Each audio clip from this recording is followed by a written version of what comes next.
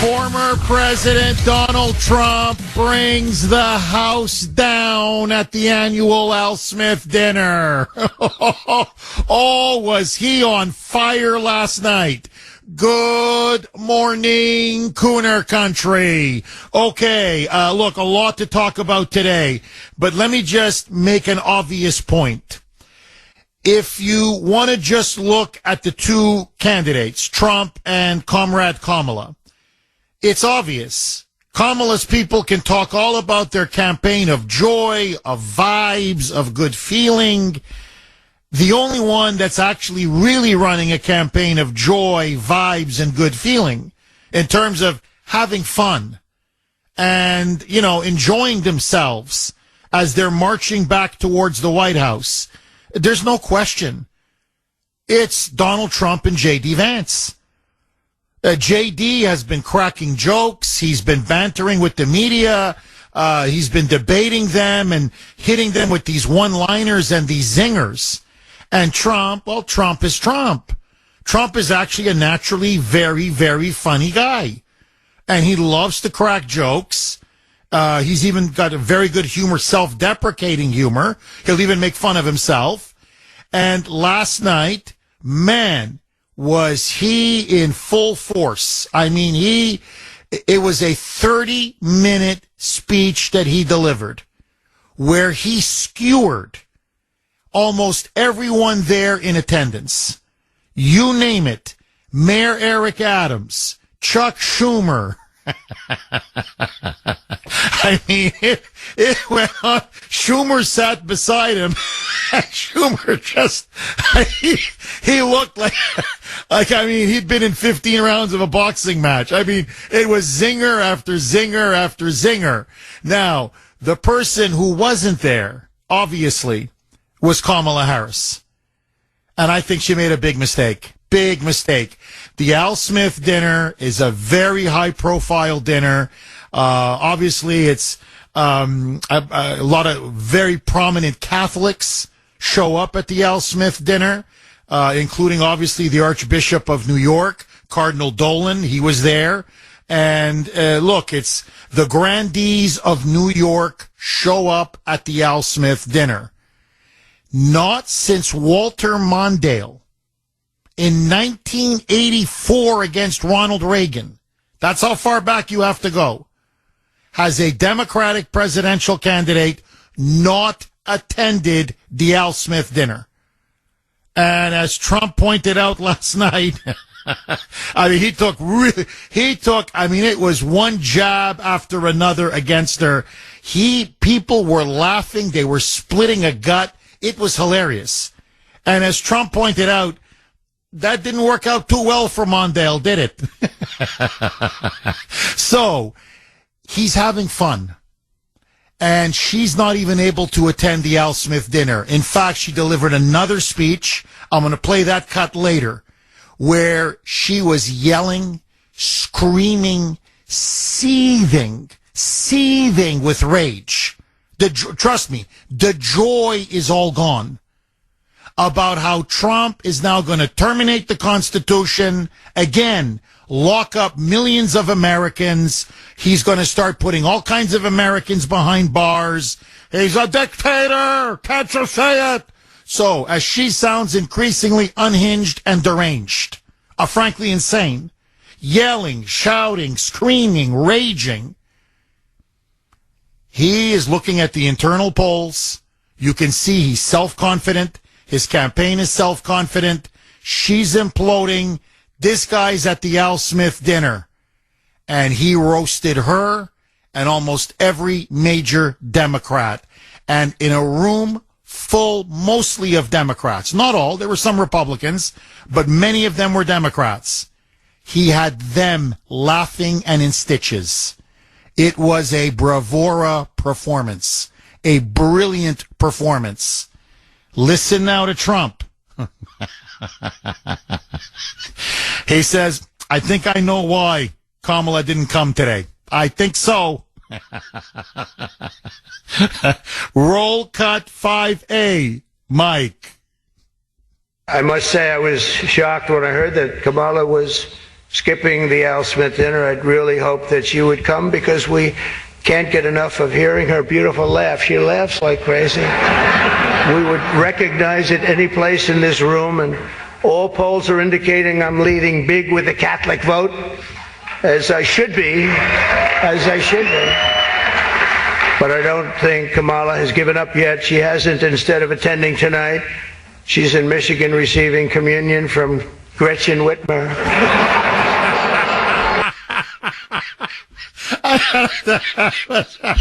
On her knees with a Dorito, huh? I mean, that just gives you a taste of flavor of just how the night went. And I mean, when I say he brought the house down, even his critics, even the New York Times was there, of course, the New York Daily News, the local New York media, MSNBC, NBC, CBS, they all had their reporters. They were looking to pounce on anything he said. Anything. Any off-color joke, anything. He's a fascist. He's Hitler. And instead, who's running on fear? Who's running on fear? They keep saying Trump's running on fear. That's all he's got. The only one running on fear, as Mike rightly pointed out to me, is Kamala Harris. Vote for me or else you're all going to go to internment camps and concentration camps. It's it's panic porn. It's fear mongering. It's also insane. It's crazy. And here you got Trump. He's having a good time. Even at his rallies, he's playing music. He's boogieing. He's dancing. He's pointing to the crowd. He's cracking jokes. He's taking selfies with them. Big smile on his face. Listen now to Trump. I mean, he gave it to everybody. This is him now. Eric Adams, the mayor, the beleaguered mayor, the indicted mayor, is in the room. Listen now to Trump. Roll cut 5. Mike. It's a true pleasure to be with you this evening. Amazing pleasure. And these days it's really a pleasure anywhere in New York without a subpoena for my appearance. Anytime I don't get a subpoena, I'm very happy. They've gone after me, Mr. Mayor, and you're peanuts compared to what they've done to me. And you're going to be okay. I mean, think about it. You're the victim of lawfare. They're trying to put you behind bars for half a millennium. For 500 years, half a millennium. Okay. And there you are cracking jokes. Hey, I'm just happy I'm here in New York and they haven't issued a subpoena. You know, I mean, it's just that he's willing, the self-deprecation, the good humor, the good grace. And I want you all to just stand back objectively. Not only does this obviously humanize Trump, I wish he would do more of these, frankly. Okay? Because he's actually funny. He's very, very funny. And so I think, that shows a side of his personality most Americans don't know or don't get to see. But just stand back objectively. Think of, your run-of-the-mill dictators. Does Xi Jinping have a sense of humor? Does Vladimir Putin have a sense of humor? Let's just go back in history. Adolf Hitler, did he have a sense of humor? Did Stalin have a sense of humor? Did Mao have a sense of humor? I could go on and on. Did Mussolini have a sense of humor? Dictators don't have senses of humor. Why? Because they're genocidal mass murderers.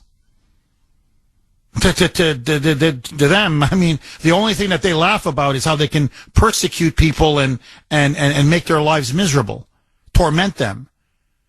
To see a guy like this, at one point he's teasing Schumer about, basically how woke he is and how effete he's become.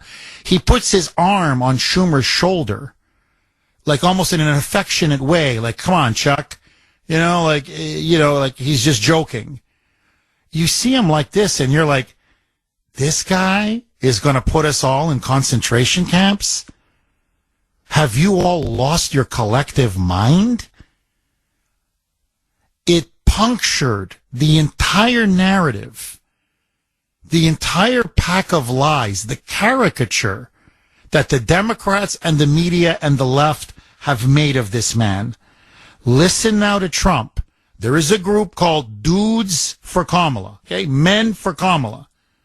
Listen to Trump. He goes after them as well. Roll cut 4, Mike.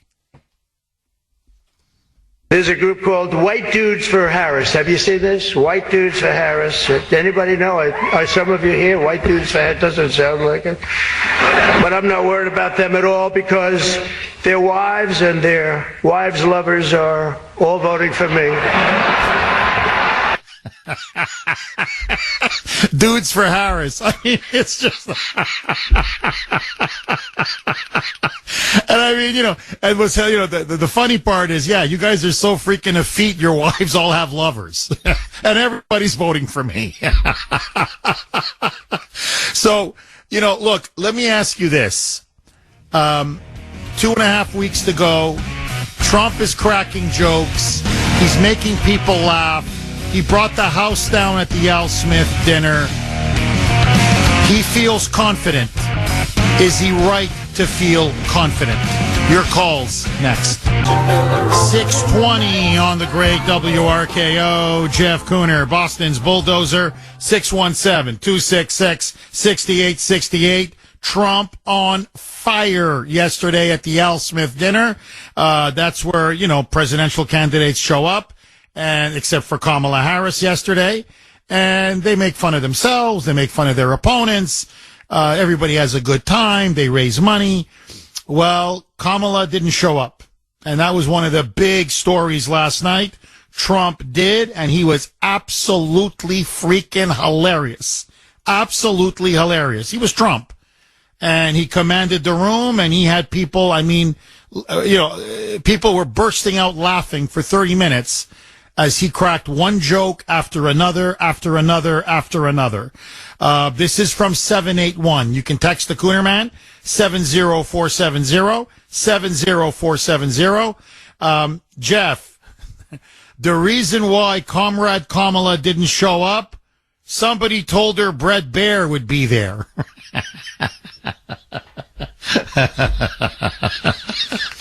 Well, I got to tell you, it was the talk of the dinner. She refused to show up. Listen now to Jim Gaffigan. He is the master of ceremonies at the Al Smith dinner, and man, he roasts her. Roasts Communist Kamala for not showing up. Roll cut 7A, Mike. This event has been referred to as the Catholic Met Gala. 22% of Americans identify as Catholic. Catholics will be a key demographic in every battleground state. I'm sorry, why is Vice President Harris not here?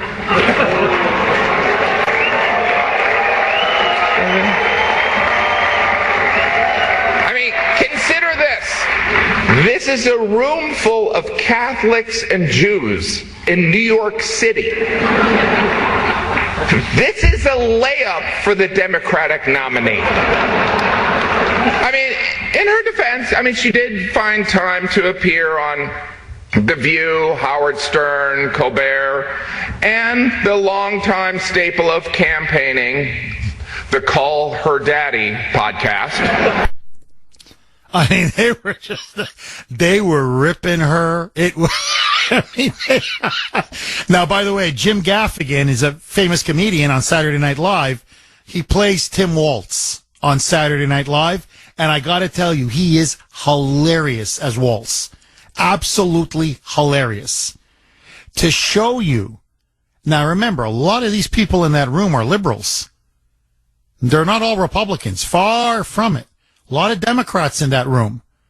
Listen now to the reaction when a woman at the Al Smith dinner says, sorry, Kamala just couldn't be here. Roll cut 7. Mike. And while we're very sorry that Vice President Harris cannot make it here in person, we will be joined by her later via video. Yeah, they weren't happy. They weren't happy. And I want you to listen now to Jim Gaffigan, because he was being funny, But humor can also deliver a lot of truth. He lowered the boom, and there was Chuck Schumer just several feet away from him. And Chuck's face, he was white as a ghost. Chuck was not laughing. Chuck U. Schumer was not laughing when Gaffigan delivered this truth bomb masquerading as a joke.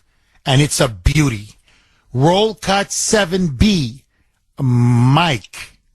This has been an interesting presidential campaign. The Democrats have been telling us Trump's re-election is a threat to democracy. In fact, they were so concerned of this threat, they staged a coup, ousted their democratically elected incumbent, and installed Kamala Harris. In other words, all her dreams have come true. Really? It really makes you consider the power of prayer, right, Cardinal? Sometimes prayers take 3.5 years and a George Clooney op-ed. Yeah. I don't know who's angry, but I don't care. Yeah, that last one was about Schumer. I don't care who's angry because Schumer was not laughing. Chuck was not happy. By the way, the George Clooney op-ed was he wrote this famous op-ed saying, I saw Biden at a fundraiser recently and the guy's all gone. And he needs to go. And that meant Hollywood was now against Joey and they wanted him overthrown. My point is just this. They hit her again and again and again and again. And what it shows to me, there's no question. Who the hell made the decision for her not to show up at that dinner? Again, this is one of the worst, most incompetent, inept presidential campaigns in American history. I've never seen anything like this. And look, I have a theory, and I'd love for all of you to weigh in.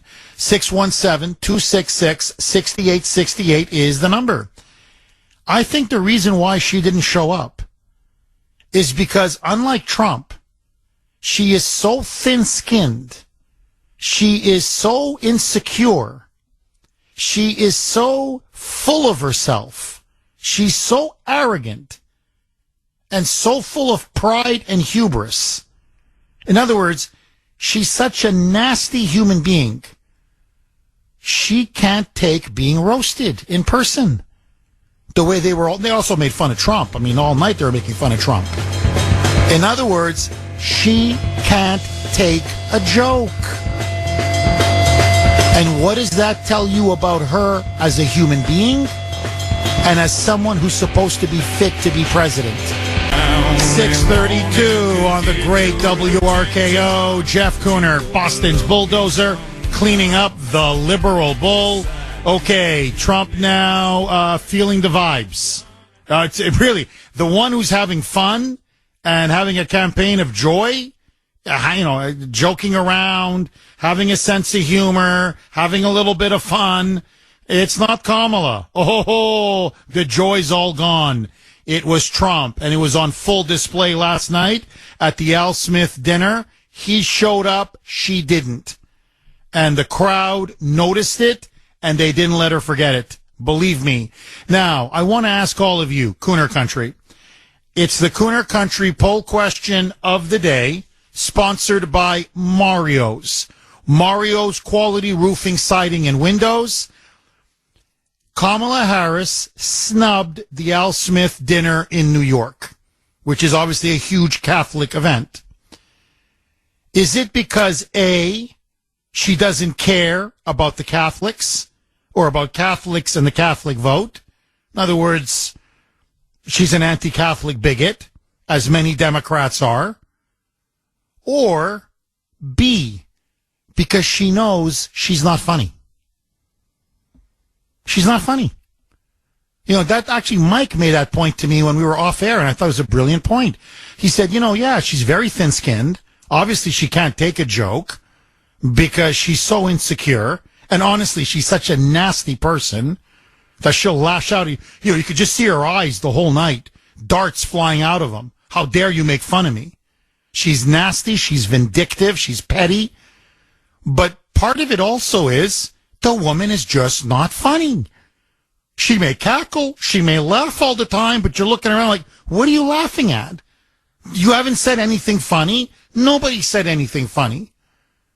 And so she didn't, again, it would be a compare and contrast between her and Trump. And she would have looked horrible compared to Trump. He would have dominated the entire night. It would have been, my God, he commands the room. He's hilarious. He's laughing at himself. He's making everyone else laugh in the room. And then you've got the cackler. You know, and he's a threat to democracy. He's a threat to democracy. I mean, it would have been a PR disaster for her. That's why she didn't show up. She's not funny. Agree, disagree, I want to hear from you. 617-266-6868 is the number. So, Kuhner Country poll question of the day. Kamala Harris did not attend the Al Smith dinner. She snubbed it. Is it because A, she doesn't care about Catholics and the Catholic vote? B, she knows she's not funny. What do you think the ultimate reason is that she didn't show up? You can vote on our webpage, wrko.com/Kuhner, wrko.com/Kuhner, KUHN as in National ER. You can also vote via X. My handle there, at the Kuhner Report, KUHN as in National ER. It's one word. Listen now to Donald Trump. She couldn't compete against this, and she knew it. Listen now to Trump making fun of Big Bird, former New York Mayor Bill de Blasio, to me, in many ways, the man most responsible for the downfall of New York City. Listen now to Trump, and man, was he funny. He gave it to him with both barrels, and he didn't care. Roll cut 6. Mike. As I look around the dais, I see all of the usual suspects. For instance, Mayor Adams. I'd like to poke some fun at Eric, but I'm going to be nice. I just want to be nice because I know what it's like to be persecuted by the DOJ for speaking out against open borders. We were persecuted, Eric. I was persecuted, and so are you, Eric. The mayor's dietary restrictions are well known, but I've got to say I've never met a person who's a vegan who liked turkey so much. There's something about him with turkey. I just found that out today. I haven't been in New York that much. Don't let it, but you're going to win, Eric. We have another former New York City mayor with us, frankly, easily the worst in our history. And it's not Michael, that I can tell you. I'm surprised that Bill de Blasio was actually able to make it tonight, to be honest. He was a terrible mayor. I don't give a if this is comedy or not. He was a terrible mayor. He was. He drove New York almost single-handedly into the ground. I mean, it's true. It's true. But you see, this is what I love about Trump. And pardon my French here. He's got balls. Like there he is. A lot of liberals in the room, powerful Democrats. He's got the Archbishop right next to him. And he's like, I don't give a, bleep. I don't give a bleep. The guy was a horrible mayor. He was the worst mayor we ever had. I'm going to say it to your face. Comedy show? No comedy show. I'm going to call this. I'm going to say it as it is. So, look, this is why Kamala didn't show up. Okay? Here, I'm just going to quick, and then I want to go to the phone lines. 617-266-6868. Here's a montage of Trump one-liners yesterday. Here it is.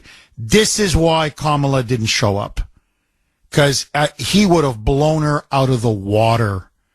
She would have looked so small and insignificant, so artificial, frankly, so nasty and bitchy compared to Trump.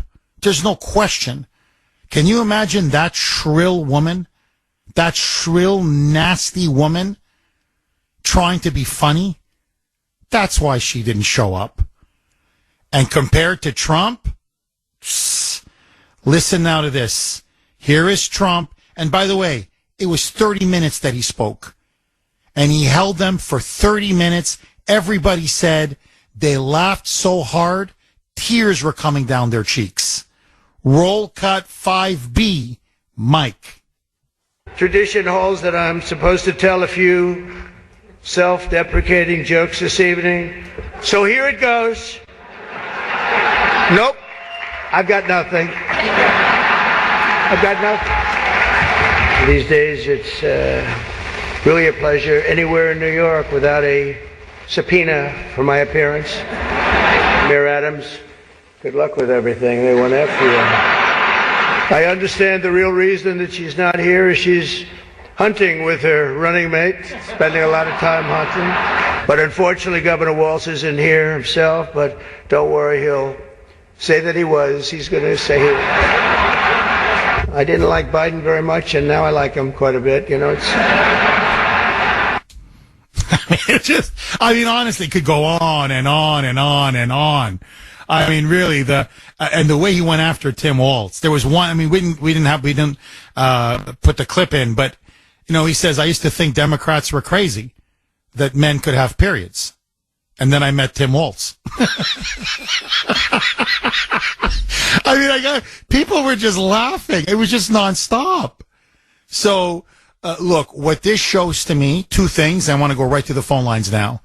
Trump is very confident about November 5th. He's having a good time. It's showing. He's radiating confidence, happiness, joy. He's having fun. And Kamala Harris, again, unable to step up to the plate. Unable to even do a basic dinner gala. Take a few jokes and make a few jokes. He's a real person. She isn't.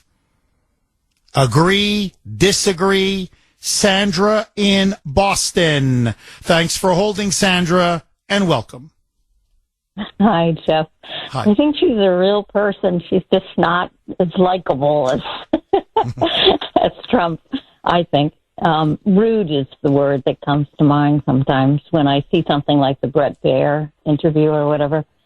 But I wanted to talk about two things that I think Trump has to emphasize in ads or whatever. Representative Barry Loudermilk has discovered some new transcripts about January 6th. And I think it would be very valuable for Trump to hit this more in his speeches and his ads. 3 days before January 6th, he spoke to Mark Milley. Sandra, I'm up against a break. Can you please hang on? I'm going to come right back to you. Sandra thinks that he's got to address January 6th much more forcefully in his speeches. We'll finish with Sandra's call and take all of your calls next. 6:49 on the great WRKO. Jeff Kuhner, Boston's bulldozer. Trump on fire last night at the Al Smith dinner. Kamala Harris, well, she didn't show up. 617-266-6868. Okay, let's go right back to Sandra in Boston. Sandra, you were saying that Trump needs to start addressing some of the key issues regarding January 6th in some of his speeches to start countering this negative anti-Trump narrative that the media and the Dems are creating against him. Please pick up where you left off, Sandra. Representative Barry Loudermilk just found some transcripts that indicate that 3 days before January 6th, January 3rd, in other words, Trump spoke to Mark Milley and said, whatever you do, make sure that all the people are safe. If you have to call out the National Guard, whatever, make sure that everybody's safe. These are not the lines of an insurrectionist.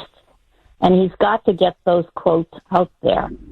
And, Mark Milley has a big profile, and he's one of the people who, has been quite negative. So I think that has to come out.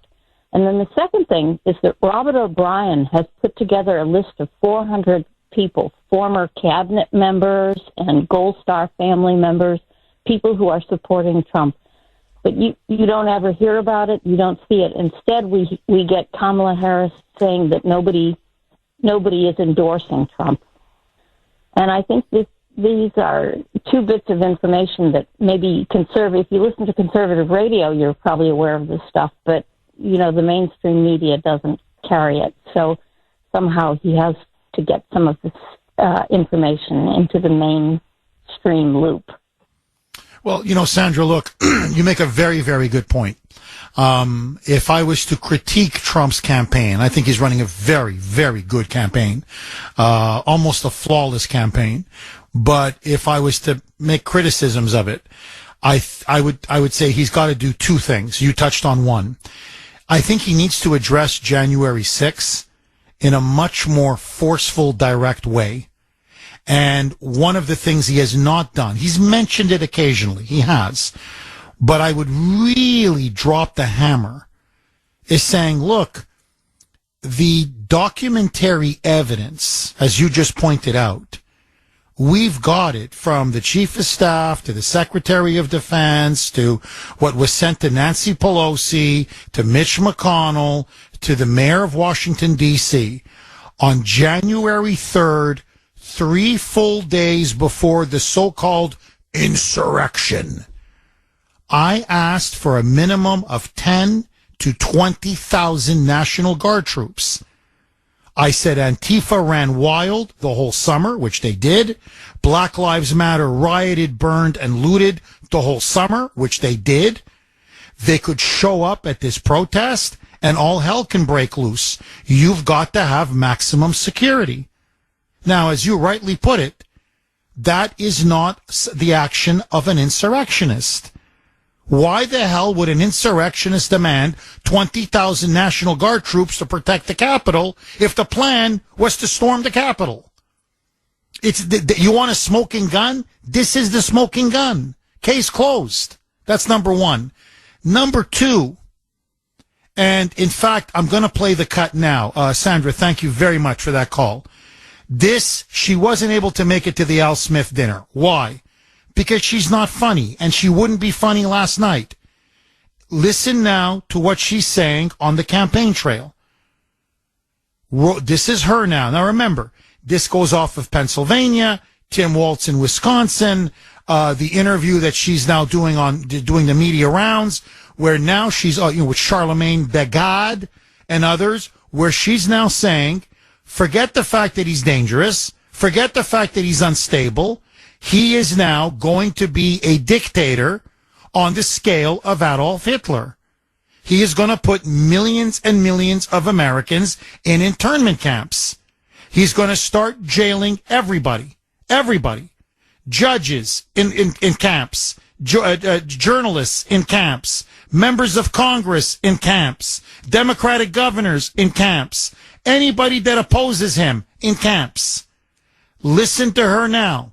She was seething yesterday, full of rage. Roll cut 2. This was at a rally in Wisconsin. Roll cut 2, Mike. He who has vowed, if reelected, he will be a dictator on day one. That he will weaponize the Department of Justice against his political enemies. He who calls Americans who disagree with him the enemy from within, and says that if reelected, he would use the military to go after them. He who has called for the, quote, termination of the Constitution of the United States. And let us be very clear. Someone who suggests we should terminate the Constitution of the United States should never again stand behind the seal of the President of the United States.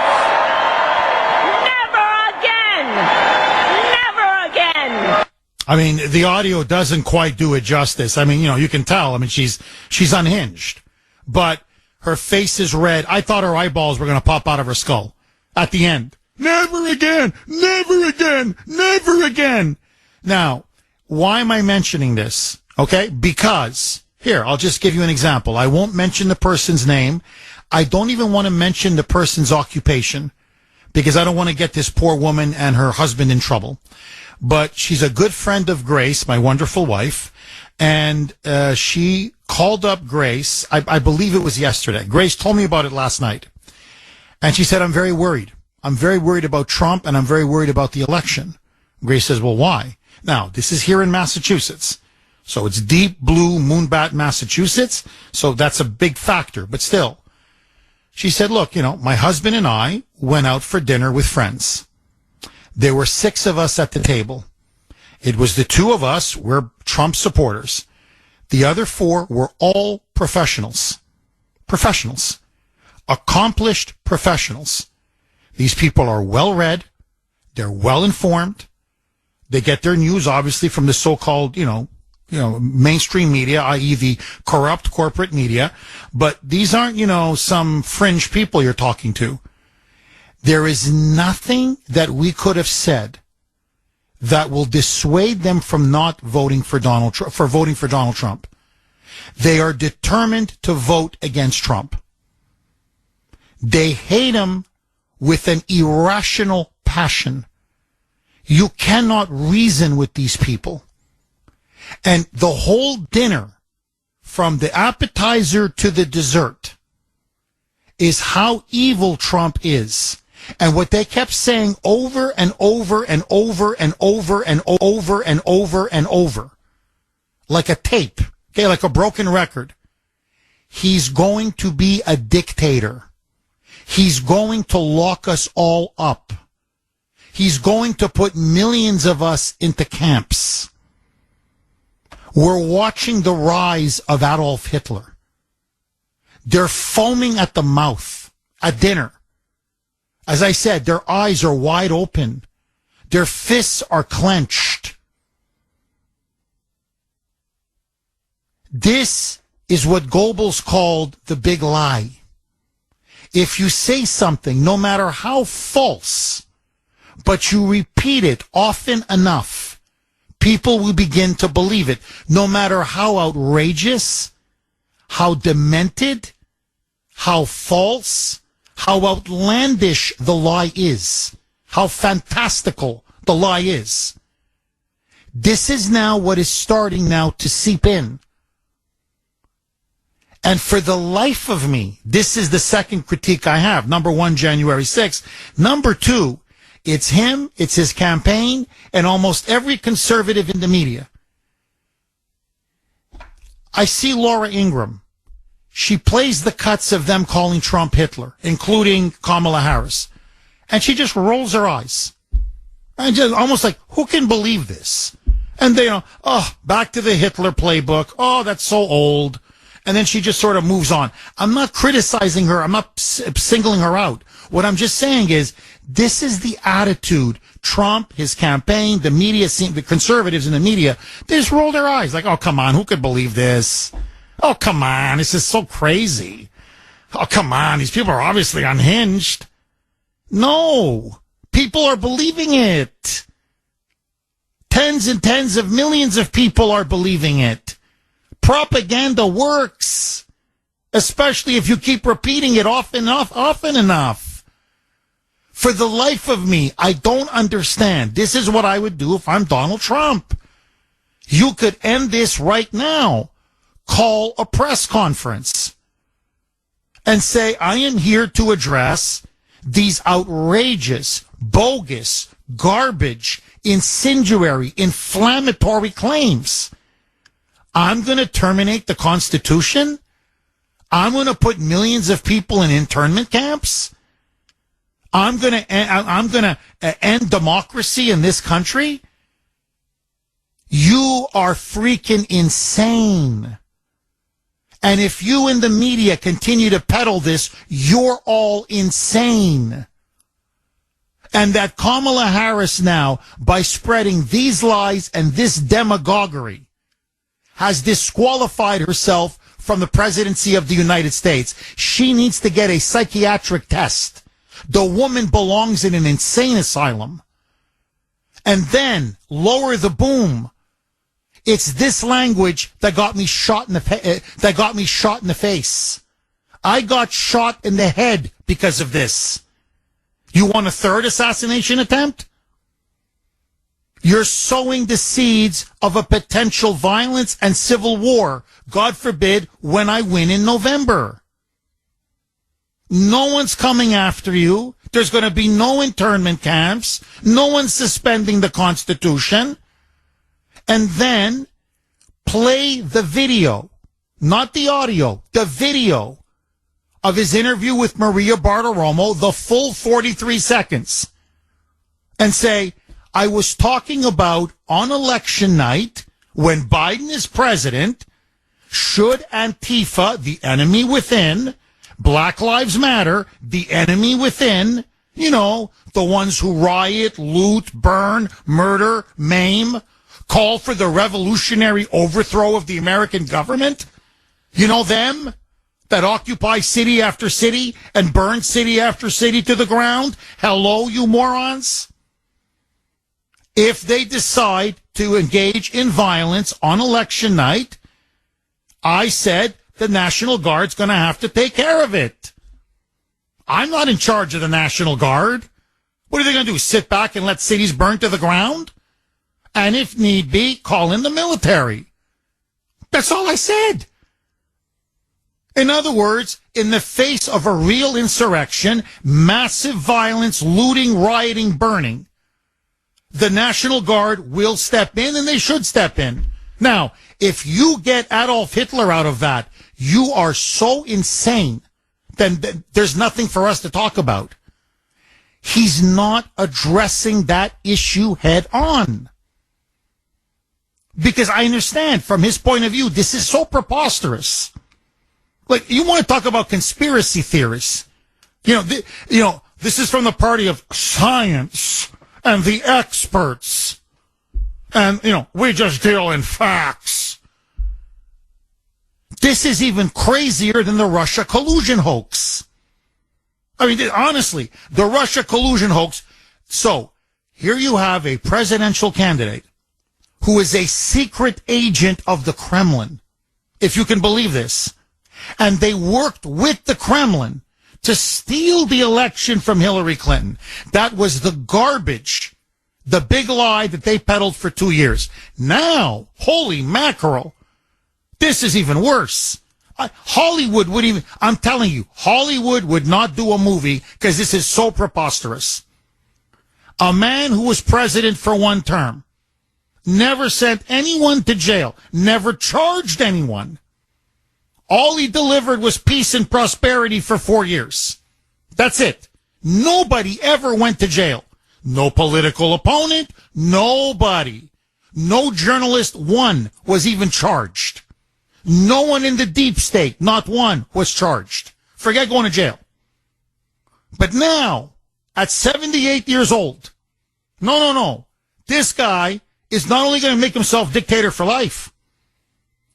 The day he's inaugurated, death camps, internment camps, concentration camps, mass arrests, and declare himself Führer until he what? Until what? He's 100 years old? It would be forget being laughed out of the movie theater. It wouldn't make it to production. Hollywood say, what is this, Drek? Wait, you want us to spend a dime on this? Instead, they roll their eyes. They say, you can't possibly believe this. Oh, this is ridiculous. And they just move on. La-da-da, la-da-da. You don't let lies like this spread. You nip them in the bud. You confront them head on. People are believing it. A lot of people are believing it. But this is the deeper issue, okay? This is what people are missing. It gives the Democrats and the deep state, and that's why they're spreading this garbage, this filth, The pretext is steal the election. Here, going back to that nice woman, that friend of, Grace and her husband. Those four professionals, the level of hatred that they have for Trump, if you say to them, he's Hitler, right? Yeah. Okay, they can barely control their emotions for 20 seconds. You mention his name. 20 seconds. You mention his name. They literally, they'll overturn the table. That's how rabid they are. And you go to them, well, what if we have to steal the election? Do it! Do it! That's why they're pushing this narrative. That's for their soldiers on the ground, the ballot harvesters, the ballot traffickers. I don't care how many ballots you got to manufacture. You know what's on the line. You want to go to an internment camp? No, then do it. That's why they're pushing this. And by the way, this is not coming from Kamala. I'm telling you, this is coming from the CIA. This is the kind of deep state propaganda that they have used in other countries when they overthrow governments. They so smear the political opposition, or let's say if it's the regime that they want to overthrow, you don't recognize who they are. And they come out with these absolutely outlandish, preposterous, defamatory smears. But you repeat it, and you repeat it, and you repeat it, and you repeat it, and people are like, oh my God, we got to overthrow him now. Now they're just using it here. And the media is just repeating it, parroting it, echoing it over and over and over and over. It's a relentless barrage. And instead, I'm telling you, I know the Trump team. The inner believe this bull. Well, it works. It's obviously working. A lot of people are believing it. That's the critique I have of the campaign, which otherwise I think has been a fabulous, phenomenal campaign. And for the life of me, I don't understand why most other conservative journalists, conservative talk show hosts, they just like they yawn. Oh, same thing over and over. Oh. Well, address it, man. Refute it. Debunk it. Destroy it. That's my criticism. Because, and by the way, she's now going to repeat this. I'm going to play it again. This is now what she's going to repeat all the way to Election Day. Okay? All the way. Roll cut 2 again. Mike. He who has vowed, if reelected, he will be a dictator on day one. That he will weaponize the Department of Justice against his political enemies. He who calls Americans who disagree with him the enemy from within, and says that if reelected, he would use the military to go after them. He who has called for the, quote, termination of the Constitution of the United States. And let us be very clear.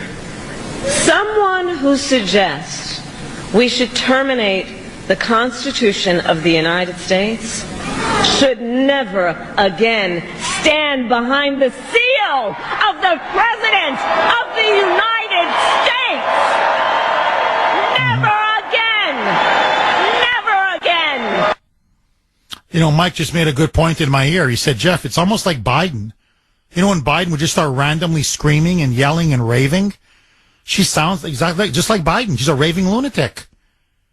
I'm telling you, she's a raving lunatic. Now, this is Joy Reid on MSNBC. This is what I'm telling you. This is what they're spreading. Pelosi, Schiff, everyone's going to jail. Everybody. Roll cut 10. Mike. if Donald Trump does win, there won't be Democrats go back and figure out how to get more voters and figure out how to change your positions. There will be camps. There will be Project 2025. There could be arrests of people like Adam Schiff. There could be Nancy Pelosi being hauled off to jail.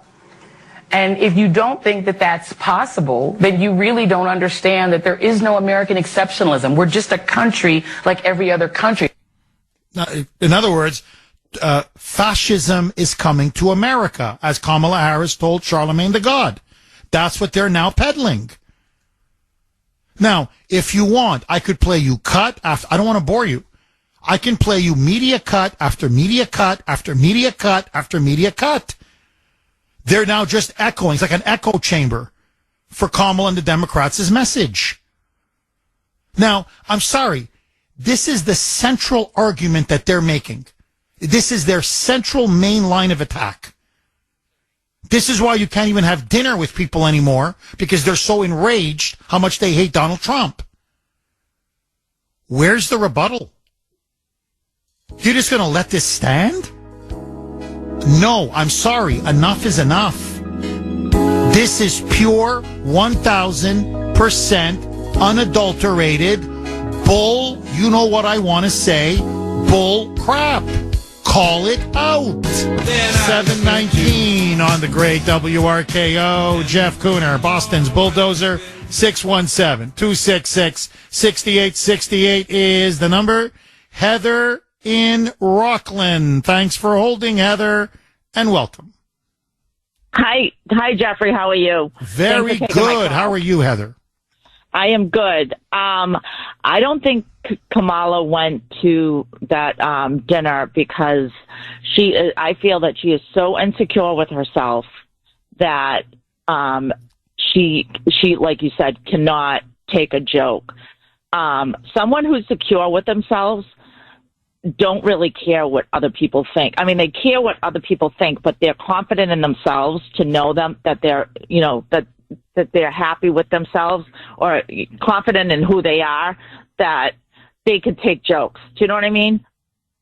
Heather, I know exactly what you mean. I'll give you an example. Mike and Sandy tease me all the time. All the time. And I find it funny. I have like Trump is very self-deprecating. He makes fun of himself. Right. He doesn't mind if others make fun of him. The way he talks, the way he pronounces certain words, like that he puts on so much makeup on his face. Like he just laughs because he's comfortable in his own skin. So I know exactly what you're saying, Heather. She's not. She's brittle because she's profoundly insecure. And I think the reason why she's so insecure, Heather, she's constantly been promoted above her capacity and her capability. Over and over and over and over again. And that's why any little thing sets her off. I mean, am I wrong?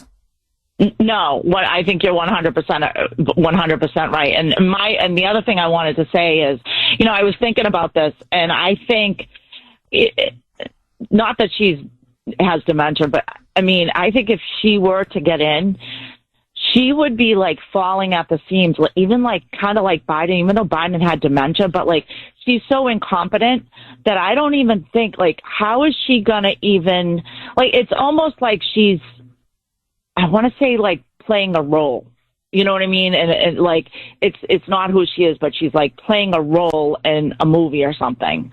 Like, how is she going to last 4 years with her incompetence? I just don't understand how that even can happen. Look, Heather, you know what I mean? I know exactly what you mean. Here, just to prove your point, and this is now coming out. I knew it was going to come out. Now it's come out.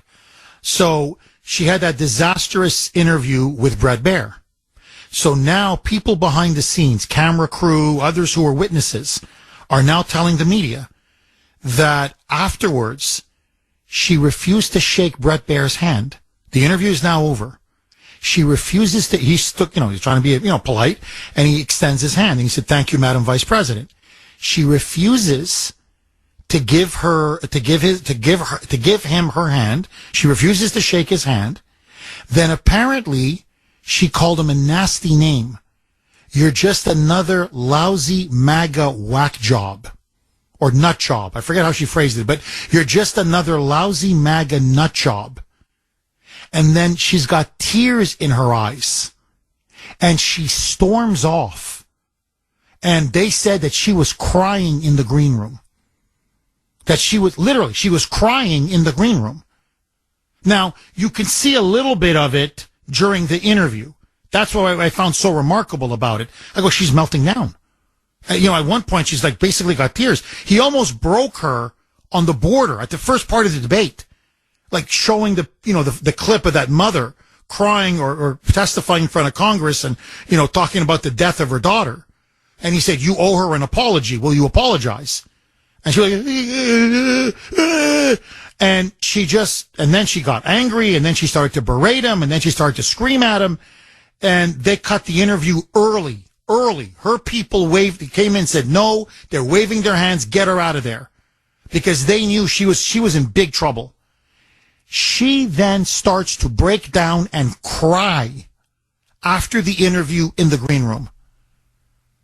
Now, you can't handle an interview with Bret Baier, and you then break down in tears because she has been coddled and protected and propped up and carried her entire life and career. Now, imagine her in the White House for 4 years. You're completely right. It's going to be just like Biden, except there won't be dementia. We're dealing with an emotional basket case. That's what she is. She's a mental, emotional basket case. And let me just add one more quick thing, Heather. I believe that's why she hits the bottle. There's no question. I don't think she was this stupid. I'm serious. I don't believe 20, 30 years ago she was. I think this is long-term alcohol drug abuse and the effect it has on your mind. But that's why she loves the puff, the marijuana. She can't stop smoking, getting stoned. And that's why the drinky. Because I guarantee you, after she's bawling like this after an interview with Bret Baier, she went to smoke up or she went to hit the bottle. And that's who they're trying to foist on the country. She's not. Well, that's exactly right, Mike. Mike is in my ear saying, Jeff, think about it. If she melted down like this after Bret Baier, how would she have felt at the Al Smith dinner last night? Trump is making fun of her to her face. Others are making fun of her to her face. But by the way, they were mocking Trump all night. He doesn't care.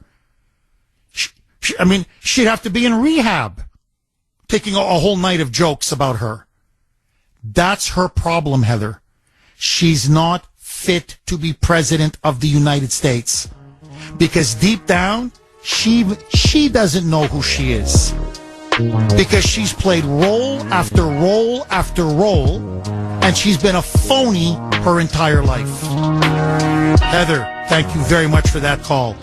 More next. 7:31 on the great WRKO. Jeff Kuhner, Boston's Bulldozer. 617-266-6868 is the number. Okay, it's not going to stop. It's just the panic porn, the fear-mongering, the insane mass hysteria it's not going to stop for the next 2.5 weeks. Listen now to the Hildebeest. Yep, she's back. So remember, this is the woman that openly said that Trump supporters should be put in re-education camps, that we should all be deprogrammed, and saying that most of us should be arrested. She's the one that literally said that, okay? But let that go. This is her on MSDNC. Yep, Trump is the boogeyman. Roll cut 8, Mike. I think that the vice president has kind of pivoted toward the closing argument, and the closing argument has two parts. The closing argument is, what kind of country do we want to be? What kind of people are we? Do we want to be divided? Do we want to be, set into arguments with each other, that we can't ever agree on solving our problems. And she is qualified to bring our country together, and he is not. He is increasingly evidencing, as he did at that bizarre 39-minute on the stage, bopping to the songs that apparently he plays at Mar-a-Lago. He is unqualified to be president. He's unqualified by temperament. He's unqualified by behavior. He's unqualified by experience. He's unqualified by his agenda, the Project 2025 agenda. And so I think she's converging those two arguments. And really, that is the argument. So there you go. Trump is a mortal threat to democracy. He's going to put us all into internment camps. He's a crazy dictator. Basically, he's Adolf Hitler, but not Adolf Hitler in 1932 and 1933. He's really now Adolf Hitler in 1945. The Hitler that's in the bunker. That's who we're getting now. That's their argument. And they're going to repeat it and repeat it and repeat it. Meanwhile, listen now to this. Here's your dictator, okay? This could be maybe the funniest thing Trump has ever done in his entire career. On Sunday, he is going to a McDonald's in Pennsylvania. No joke, as Biden would say, no joke. No joke. He is going to a McDonald's in Pennsylvania. Because Kamala has made it central part of her biography that she worked at a McDonald's. That's why, hey, I'm middle class. Why am I middle class? Because I worked at a McDonald's. By the way, if you notice, she first said she worked at a McDonald's in her campaign to help pay her way through college. But then, of course, that turned out to be a lie. She never worked at McDonald's. But, it was to pay my way through college. And people were like, but there's no record of you ever working at McDonald's. So then she said, I was just a kid when I worked at McDonald's. No. It wasn't to pay for college. It was for pocket money. I don't know so how young were you? I don't know how young I was. Well, here's the problem. Okay, here's the problem. If you were working for pocket money at McDonald's, i.e. you're 15, 16, 17 years old, you were in Westmount, in Canada, the wealthiest area in the entire country. They have no record of you there ever working at a McDonald's. In fact, if you know anything about that area, there's no McDonald's in that area. At least there wasn't then. I don't know about now. Trust me, Westmount is the kind of area you don't go to McDonald's, okay? It's really upper class, upper income. So she's a liar. But the point is, Trump is like, well, okay, she's a liar, but I'm going to have some fun with this. So he's going to Pennsylvania this Sunday, and he's going to work the French fries. The cooker fry. And apparently he's going to do it, he says, for at least an hour. And he said because she's never worked at McDonald's. So he wants to say that he worked longer and harder at a McDonald's than Kamala Harris ever has an entire life and career. So I don't know which McDonald's he's going to. I think they're trying to keep that hush-hush for now, Secret Service. But he's going to a McDonald's in Pennsylvania. And, can you imagine him in the back working the fries? And Mike and I were talking about this off air, and we're like, we really hope he puts on the full McDonald's uniform. I mean, he may probably just do it in his suit, his business suit with his tie that goes all the way down to his belt. I'm so with you, Sandy. I want the hat, the hairnet, the visor, like the whole thing. And him making the fries. I would even love it if he goes and starts serving the customers.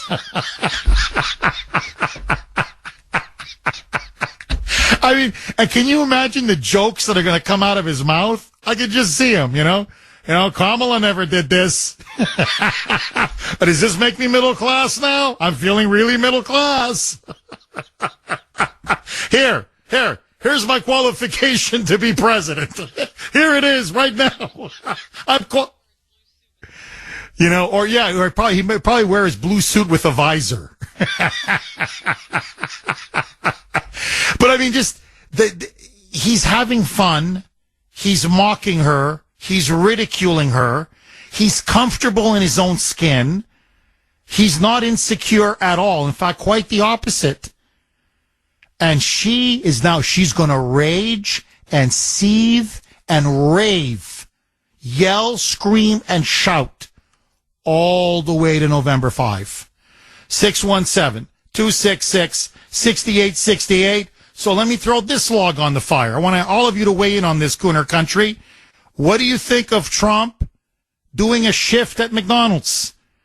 I don't think it's a full shift. I think it's just going to be about a half an hour. But what do you think of him working at McDonald's? Working the French fries? Good idea? Bad idea? 617-266-6868. Nick in Weymouth. Thanks for holding, Nick, and welcome. How you doing, Jeff? Good. How are you, Nick? Great, thank you. All right, it's election time, presidential election, of course. But one thing everybody needs to be aware of, especially if you're in one of the 177 MBTA communities affected by the act of that name, this is the exportation of the state's cause housing crisis to the suburbs. The suburbs where people are mostly conservative, right, pay for their own schools with their own taxes. Yeah, a little pricey and taxes they have there, but that's why they do it. What this is doing is, and by the way, the exception to this rule, this law, happens to be the city of Boston. Isn't that interesting? The sanctuary city of Boston wants to offload it throughout the state. Now, a lot of these areas, for instance, Halifax, Massachusetts, okay, about 14,000 people, they have a state rep. That state rep isn't in Hanson. It happens to be, I think, in Kingston. Their local state senator is from Brockton. Brockton, unfortunately, controls the voting block that makes everything happen in smaller communities. So there are about 5 or 6 communities, including Brockton. So they really have no representation. In this particular act, what I recommend to anybody who lives in these areas, because this is multi-housing, there are no age restrictions. People think they're coming in to put high-priced condos. No. What they're going to do is they're going to inflate your student base with special needs kids, and I'm not knocking them per se. A lot of the special needs, by the way, will be English as a second language. It happens in other communities. So be wary of this. What you need to do when you go to check with your reps, make sure. Do not vote for any state rep who represents you, who voted to pass this bill. Every state senator, what are there, 30 of them, right, including Republicans, they all voted to pass it, okay? This is not a good thing. The average cost of students in the state... Well, no, but Nick, look, I don't want to get sidetracked here because I'm talking about Trump and the campaign, but look, here's the point, Nick, about this, and I promise we'll talk about this in greater detail in the future. What they're trying to do now, and this began under Obama, and it accelerated under Biden, and now it's going to be on steroids under Kamala, and of course, Maura Healey and the Democrats in this state, by the way, in California, in Washington, in Oregon, in New York, in Connecticut, throughout most of New England, in most of the blue states in the country. It's not just here in Massachusetts. What they are going to do is they want to bring illegals into the suburbs. And the way they're going to bring illegals into the suburbs is by what you're talking about here, expanding multi-unit housing. And they're going to do this by changing zoning laws. So they want to bring the inner city to the suburbs and the exurbs. Because where else are they going to go? They've brought in so many freaking illegals that the big cities now are choking. Congestion, overpopulation, traffic, housing costs are now unaffordable. So now they're going to send illegals to to a housing complex or an apartment complex near you. 749 on the great WRKO. Jeff Kuhner, Boston's Bulldozer. 617-266-6868 is the number. I got to tell you, the audience is just, honestly, it's just, I'm going to say it again. Best audience in the business, but you just keep getting better. I don't know what it is. You're really rising to the occasion with this election. This is from Eric on Messenger about Kamala Harris not attending the Al Smith dinner, which, as you know, many Jews show up as well. It's, become a Catholic Jewish event, but it's still under the auspices of the Catholic Church and Cardinal Dolan, the Archbishop of New York. So this is what Eric wrote on Messenger. Kamala didn't go to the Al Smith dinner, Jeff, for the same reason as in the movie The Omen. The Omen. Approaching the cross, it's then Damien was kicking and screaming with raging fury as Gregory Peck, the actor, was taking the devil child to church. I want to see her in church or hold a cross. That is so funny. No, really. She may, she may start burning up if you brought her in there next to Cardinal Dolan he's got his beautiful big gold cross on his chest, with his red cap. And she starts burning up. That's, by the way, I don't think she's ever been in a church. Because I think if she goes into the church, it'll be like Damien in The Omen.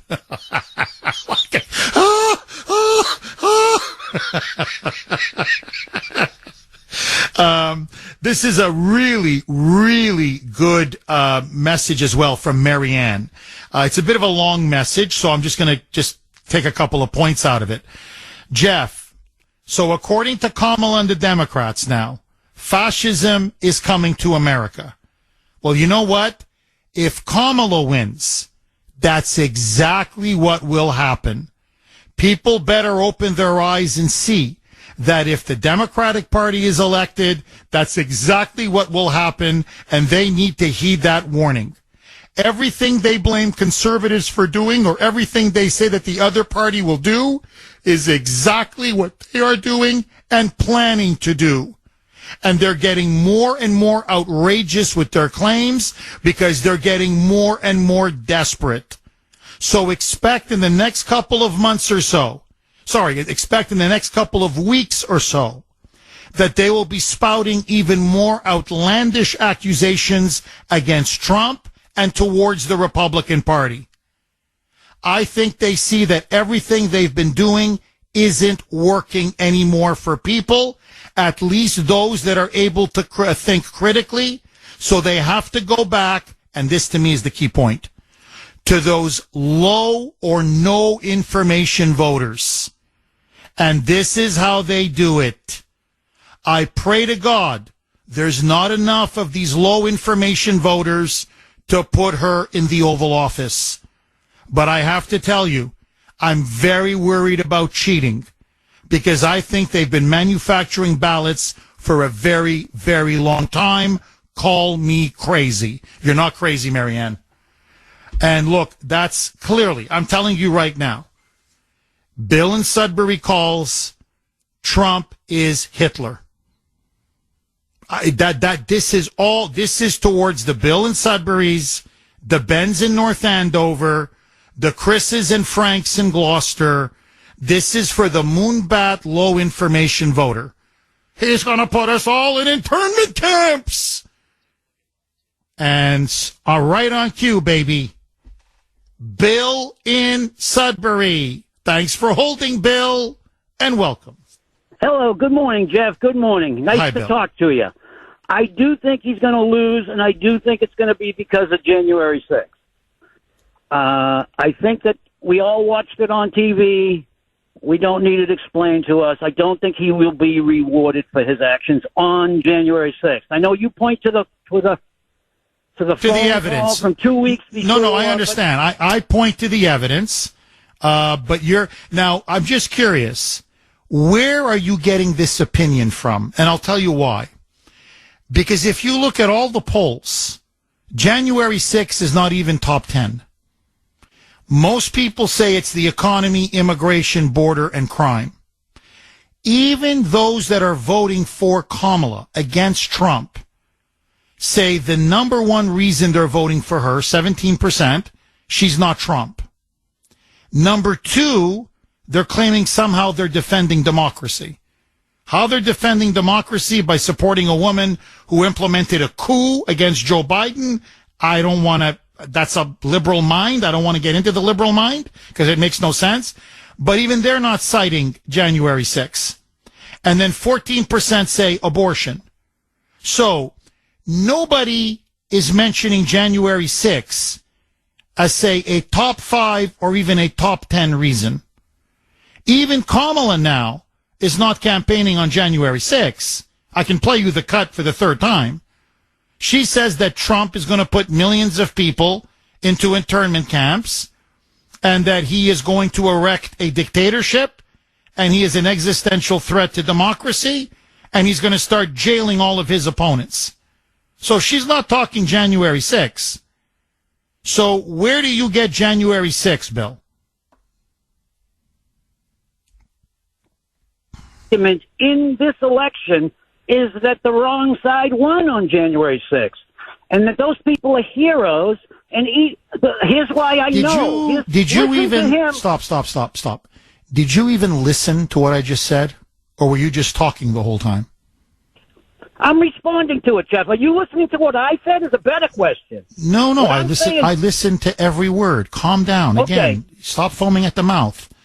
No poll anywhere shows January 6th is in the top 10. Kamala Harris is not even running on January 6th. She's running on Trump is a mortal threat to democracy, and he's going to put millions of Democrats in internment camps. I can play you the cut again.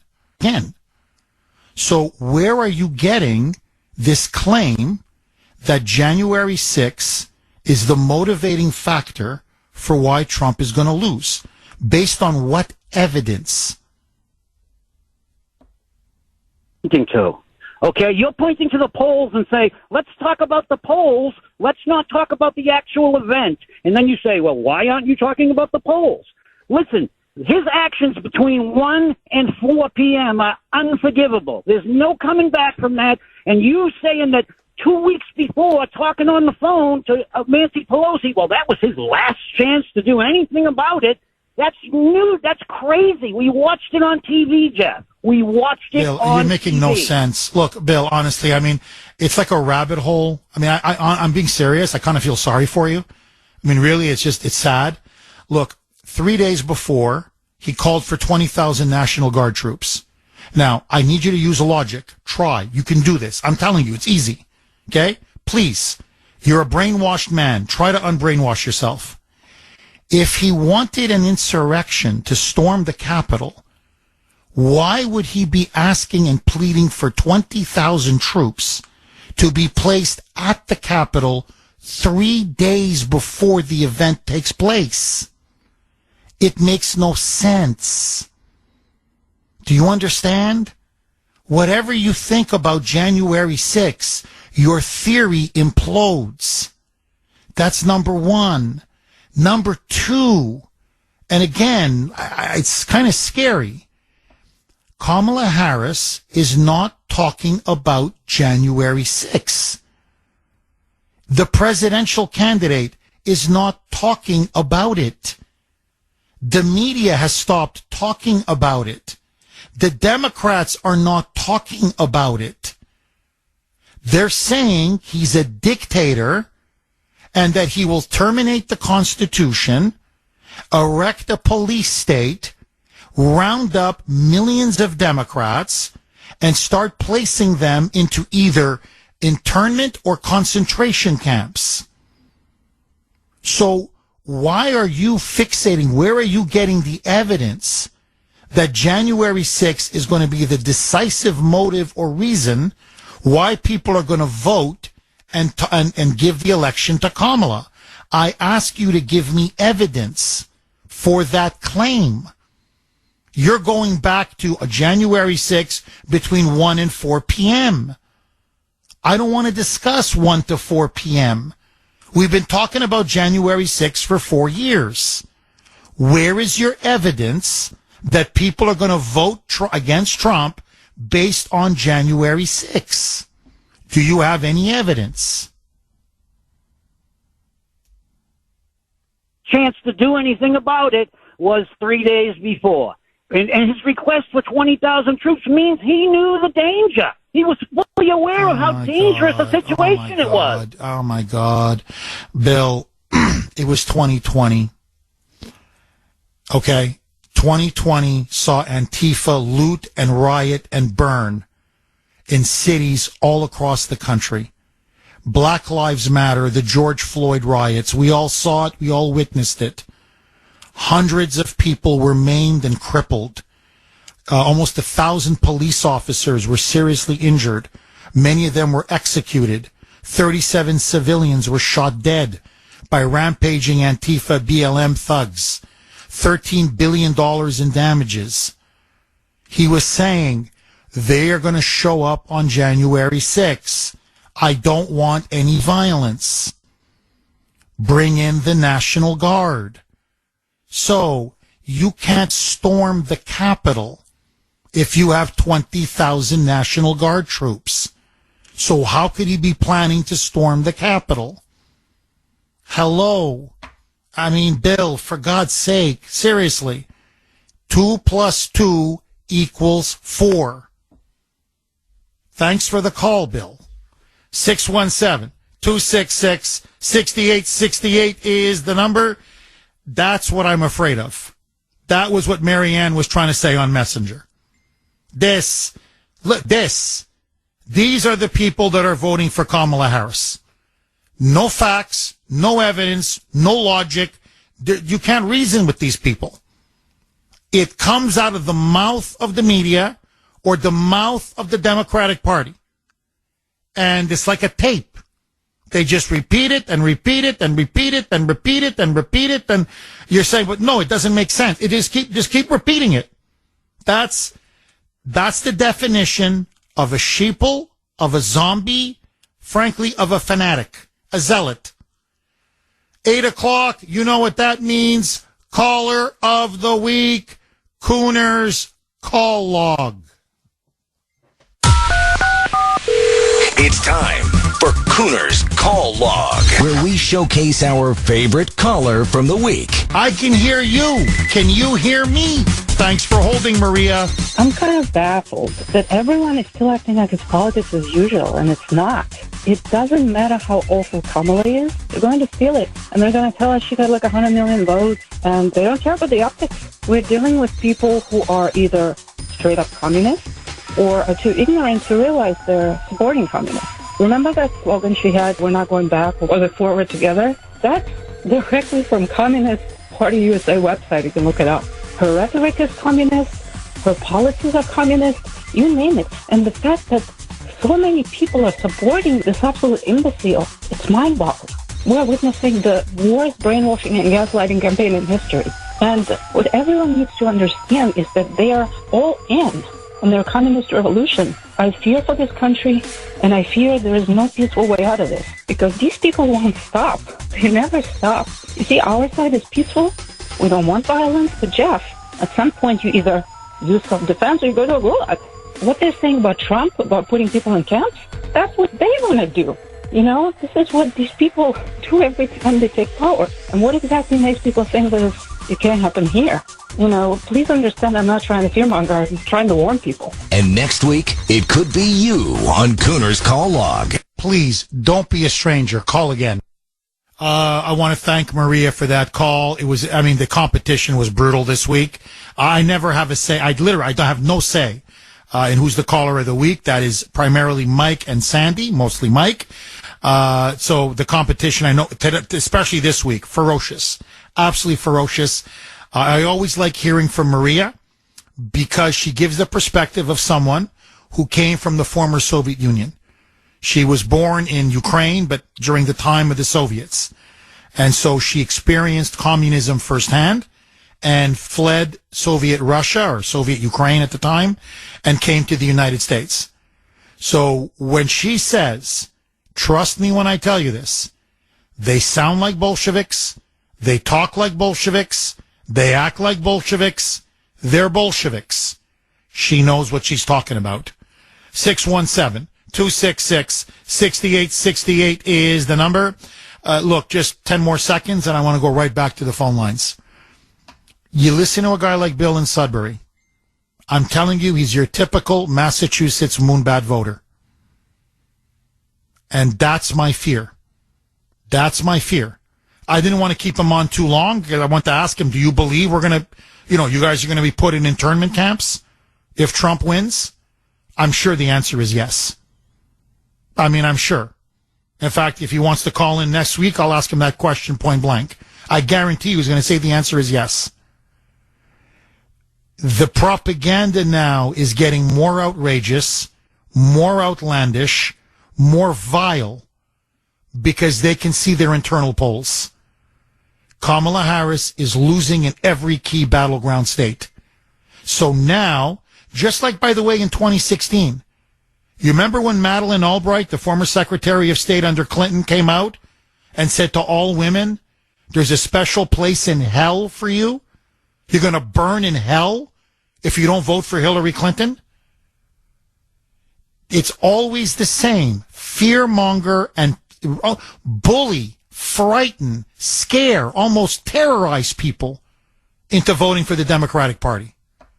It's always the sky is going to fall or your soul is going to burn in hell. Or now it's, the Fourth Reich and millions in internment camps and a permanent dictatorship. There'll be no going back if Trump wins. They can't run on their record because their record is horrible.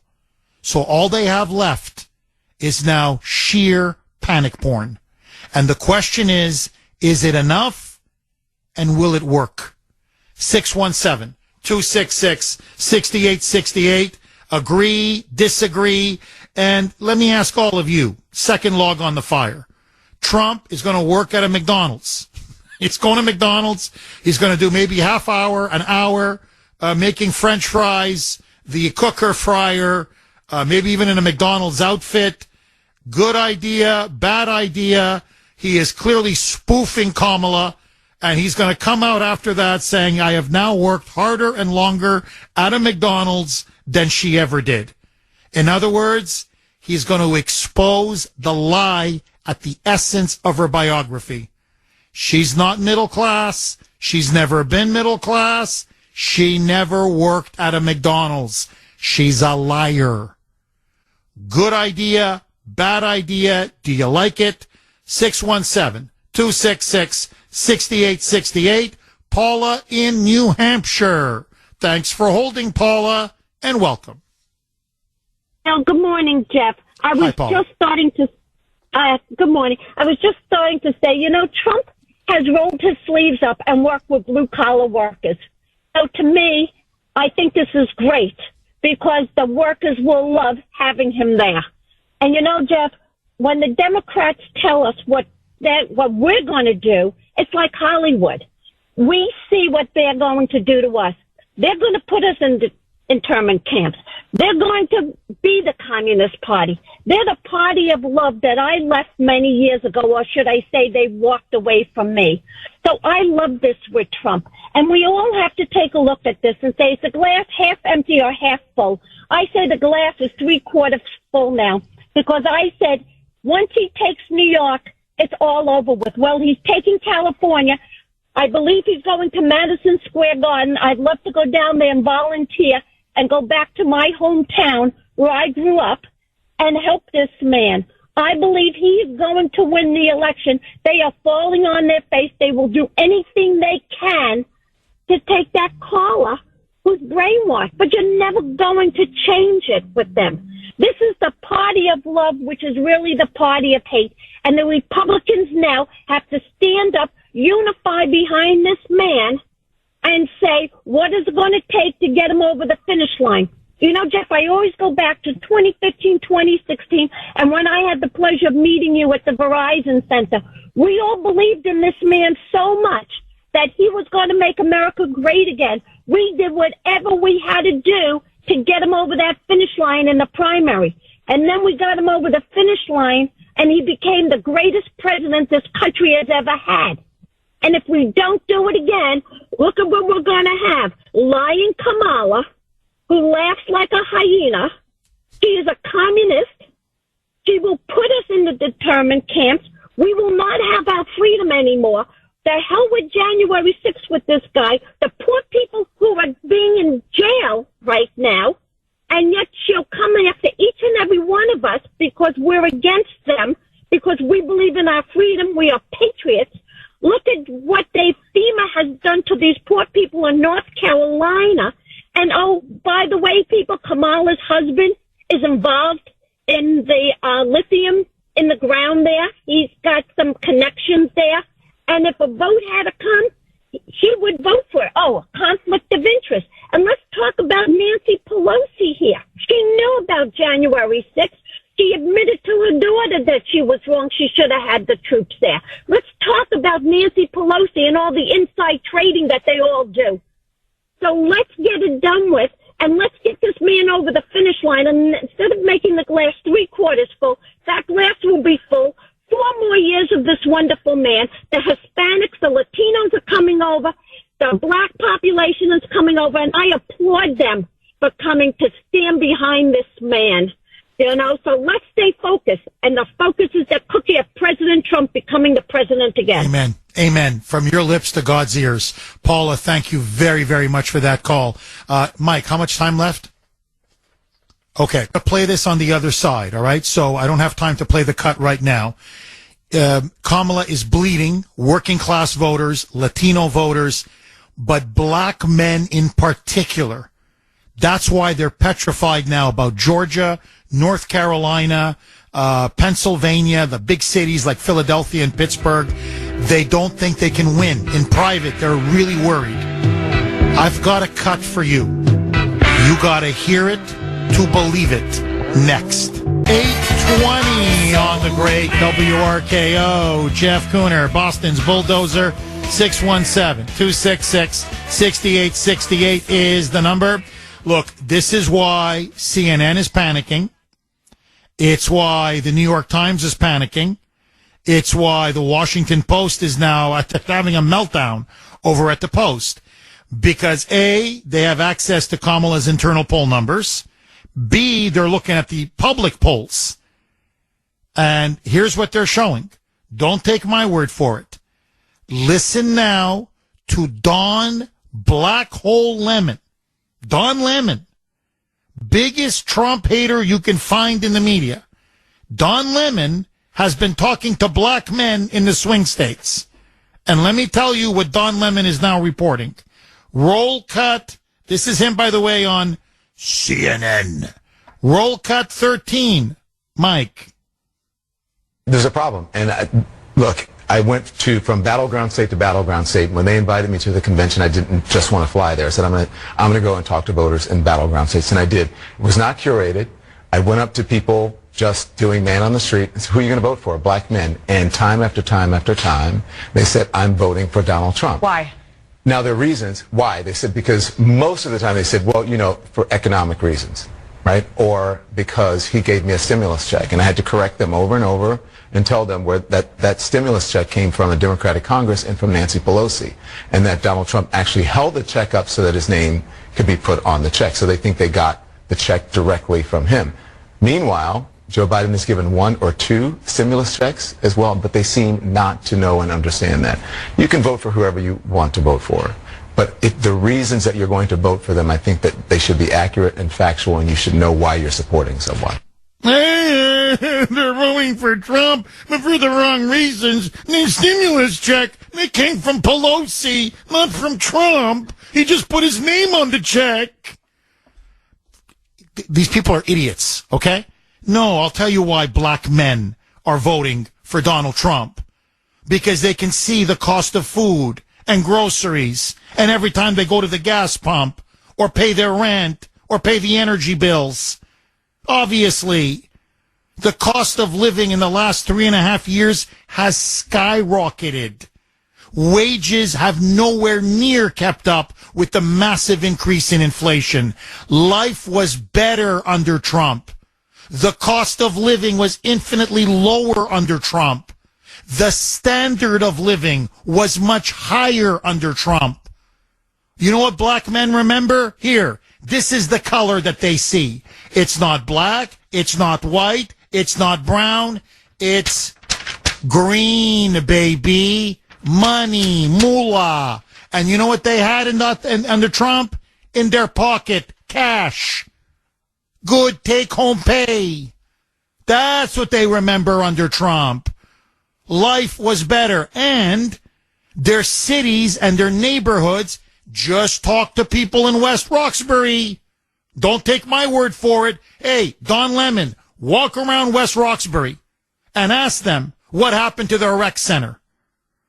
Their towns, communities, areas where they live, inundated, flooded with illegal aliens.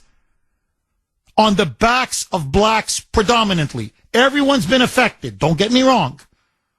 But predominantly minority communities and minority neighborhoods. Why do you think the Latinos are fleeing the Democratic Party, flocking to Trump in droves? Why do you think so many Asian Americans? Same thing. So many black men, same thing. It's not rocket science, man. Stop abusing people and maybe they'll vote for you. Genius. 617-266-6868. Now, I think it's genius. You may disagree with me. I think it's genius on the part of Trump to be working at a McDonald's in Pennsylvania, to be doing the fries, the cooker fry. I hope he actually works at the window, the takeout window as well. I hope he meets people, shakes hands, cracks a few jokes.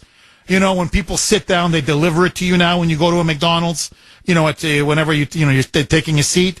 I hope he walks over and says, here's your meal, you know, here's your food. I hope he's funny. I hope he engages with people. And I hope he wears that McDonald's uniform. That's true, Mike. That's a good point. Mike says, don't do the drive-through window considering assassination, these assassination attempts. That's a good point, Mike. That's a good point. So I think Secret Service may say, look, sorry, Mr. President, you may want to do it, but no, we can't let you do it. You know, I mean, are we impinging on your freedom? Yes, because we're trying to keep you alive. Okay? So stay in the back with the French fries. That's no problem.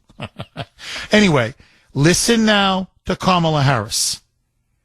She keeps going on about having worked at McDonald's. Roll cut 20, Mike. Later in college, I worked at McDonald's to earn spending money. Well, some of the people I worked with were raising families on that paycheck. They worked second or even third jobs to pay rent and buy food. That only gets harder when the cost of living goes up. When I am elected president, I will make it a top priority to bring down costs and increase economic security for all Americans. Yeah. As president, I will take on the high costs that matter most to most Americans. Oh, yeah. Oh, like I believe you. The cost of food. Oh, I believe you. Well, you worked at McDonald's. She didn't work at McDonald's. And that's what Trump is going to expose. Brilliant on his part. 8:31 on the great WRKO. Jeff Kuhner, Boston's Bulldozer. 617-266-6868 is the number. Okay, now there's no question about it. Trump is clearly now on the offensive. He feels supremely confident, and now is pressing Kamala on multiple fronts. In fact, he's now going to go to McDonald's. What the hell? McDonald's in Pennsylvania, and he's going to be working the French fries. And, of course, he's going to let everybody know she lied. She lied. She never, ever worked at a McDonald's, ever. Even though she's tried to make it a key part of her biography and her background. And, you know, Sandy made a really good point to me off air. She said, Jeff, what does this say about Kamala, the Democrats, and her entire campaign? They never thought this was going to be checked? Are they that arrogant? Are they that full of themselves? Do they think they're that invulnerable and invincible? You never thought this was going to be fact-checked by anybody? That you could just spew a blatant lie like this? Just make it up? And think nobody's ever going to check and bother to look to see if it's true or not? And then, as many are pointing out, this is not an original point by the Kuhner man, what does this say about Kamala? That in terms of her private sector experience, that one of the big accomplishments of her career, I mean, you know what an empty career you must have? If you got to keep highlighting over and over again that you worked at a McDonald's, it's not true. But the fact that you, as a kid, you worked at a McDonald's, and that's one of the great achievements of your life? Ay, ay, ay. Ay, ay, ay. 617-266-6868. This is from Ron on Messenger. And you want to talk about hitting the nail on the head. Jeff, Democrats keep saying Trump will be a fascist dictator. He was president for 4 years and was not a fascist dictator. Democrats say Trump will put them in internment camps. Both Hillary Clinton and Kamala Harris are on camera saying that Americans need to be re-educated and in some cases incarcerated for the words coming out of their mouth. So who is the bigger, quote-unquote, threat to democracy? Dead on. Absolutely dead on.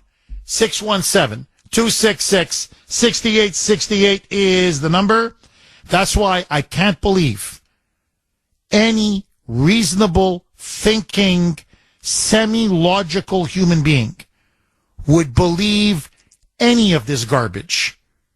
But then again, there are the Bills and Sudburys.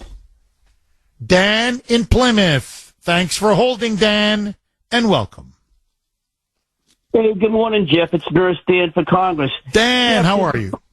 Good. There's a principle in business. It's called management rises to the level of their incompetence. And what you're seeing in the persons of Kamala Harris and Tim Walz, they have risen to their level of incompetence, and they know it.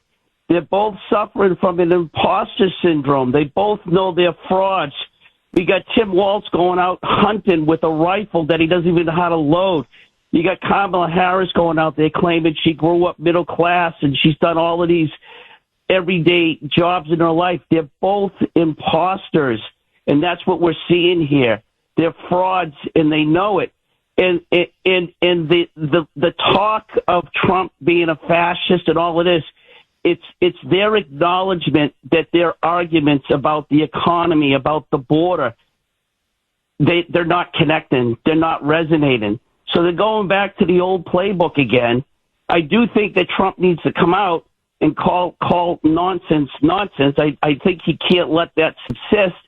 And quite honestly, Jeff, Bill, your caller there, with all due respect, he sounds like somebody that's suffering from rabies. He's confused. He's fearful. He's anxious. I mean, they're not well people. And they're not, and not to mock them, really to sympathize with them. They're not well people, and their unwellness is going to extend far beyond November 5th. These people have been lied to for decades, and they're the ones, they're the afflicted, and and that's why I believe this, Jeff. Conservatives, we are the party of joy. We're the party of humor. We're the party of common sense and reason. And the liberals, Well, they're beset with anger and they're beset with fear, and it's very tragic. I have a split household. I have people in my family that are on the left, and then I have people in my family that are on the right. And it's a stark divide. And I'm out there on the campaign trail. I did a debate with Bill Keaton the other day. In a 19-minute forum, he dropped Donald Trump's name 26 times in 19 minutes. He's suffering from rabies too. It's an epidemic out there. It really is. It's TDS. It really is, Dan. It's Trump derangement syndrome. It's almost like a mental illness or a mental disease. And you're right. It's like rabies. It turns you rabid. Like you're just, they're foaming at the mouth. They just like, their faces are all, clenched, and their fists are clenched, and they're red, and they start ranting and raving and yelling and screaming. It's pathetic. It's really, really pathetic. Dan, thank you very much, as always, for that call. Look, I've said this many, many times, okay? And I want to just very quick reference back that story I told about, a friend of ours. I don't want to say what she does. She's very good, by the way, what she does. She and her husband went out for dinner with 4 other people, 6 of them at the table. 2 of them, her and her husband, Trump supporters. The other 4 professionals. Okay, so these are, educated, successful professionals. Rabid, as Dan said, rabid anti-Trumpers. And they're all going on about internment camps. It's going to be a dictatorship. It's the end of the Constitution. And there's no convincing them. There's no discussing things with them. And it goes back to something I said. And I said this before, and I challenged every one of you. I said, try it in a very nice, gentle, friendly way, not in a confrontational way. Say to any family member, any friend, anybody you know, say, hey, I'm just curious. I can see, you got a Harris sign on your lawn, or you're voting for Kamala Harris. Why aren't you voting for Trump? Tell me why. Give me a specific reason why. And just ask it almost like you're curious, right? Hey, I just want to know. And I guarantee you, 1,000% of the time, they're going to give you a reason that is a lie. They're going to give you a reason that it came from some lie from the media that has been thoroughly and utterly debunked. I guarantee it. I guarantee it. You got so many moonbats, they still go on. He's colluded with Russia. Putin. He's a Putin agent. I'm like, you understand that has been completely and utterly debunked. It's always something from the media or a blatant lie from the mouth of Biden or Kamala Harris. No basis in objective reality or facts or evidence of any kind. So now, he's going to put us all in internment camps. Where did you get that? The CNN said it. That's a lie. Where has Trump ever said, anything close to this? But he talked about the enemy within. Yeah. Antifa, Black Lives Matter. If they riot on election night, the National Guard, not him, he's not even in power, won't be in power for another 4 months. Well, yeah, if they're going to riot, burn, and loot, yeah, the National Guard should arrest them. Does that seem so crazy to you? And if need be, send in the military. Not that he's going to do it, but that's what needs to be done. If they're going to burn cities to the ground, they should do something on election night. But it's all, no, it's because the media told them. And they don't question at all. It's like just spoon feed. It's like in, out. It goes right in their ear, out their mouth. In their ear, out their mouth. It's frightening. It's truly frightening. Sheeple. Pure and utter sheeple. And they go on about Trump being Hitler and us being, like Nazi fellow travelers or Nazi followers. Did you see the people who blindly believed everything that came out of Hitler's mouth? That's you. uncritically thinking, no critical thinking, uncritically accepting everything that comes out of the Democratic Party's mouth. I mean, they could tell them anything. Okay. So here, really, you want to win the pet lovers in this country? Donald Trump's going to shoot every dog, every pet, every little kitty, every fish in every fish bowl. He's going to send in the military. They're going to kill all your pets. I'm saying, okay. It doesn't matter. The bigger the bull, you know what I want to say? The bigger the bull crap, the bigger the BS, the more they believe it. Agree, disagree, 617-266-6868. Meanwhile, Trump's going to go to Pennsylvania and work at McDonald's. 850 on the great WRKO. Jeff Kuhner, Boston's bulldozer. 617-266-6868 is the number. Okay, you can text us 70470. 70470. This is from 617. Many of you think Trump is making a big mistake, that he should not go and work at a McDonald's for half an hour or an hour, whatever it is, in Pennsylvania on Sunday. And this is one of them. 617. Jeff, I am worried that the left-wing media machine and the late-night TV allies of Harris, and of course social media, will make Trump jokes and show Trump in a McDonald's uniform and mock him. Mock him by making him look stupid or silly, and they are going to make this front and center and use this as a way to humiliate and embarrass him. The focus should be on serious issues like the drug trafficking, human trafficking due to the open border, the economy, the flood victims, and not silly and frankly sophomoric nonsense like this, Jeff. I'm voting Trump, don't get me wrong, but he is going to regret this McDonald's stunt, and he's going to be skewered and grilled by the media with this French fry stunt. So this 617 thinks it's a horrible idea, that they're gonna ridicule him, they're gonna parody him, and they're gonna present this as a cheap stunt, and that this is going to be a PR nightmare for Donald Trump. I disagree. I think the media attacks him and savages him all the time, no matter what he does. And this is going to make his point as effectively as you can possibly make it in a very funny way. Kamala is a liar. She lied about working at McDonald's. Her whole biography is a lie, just like her whole candidacy is a lie. She's a fraud. But that's me. What do you say? 617-266-6868. Is it a good or bad idea for Trump to go at a McDonald's in Pennsylvania and work the French fries, the cooker fry? I'm loving it. Jimmy in Quincy. Thanks for holding, Jimmy, and welcome.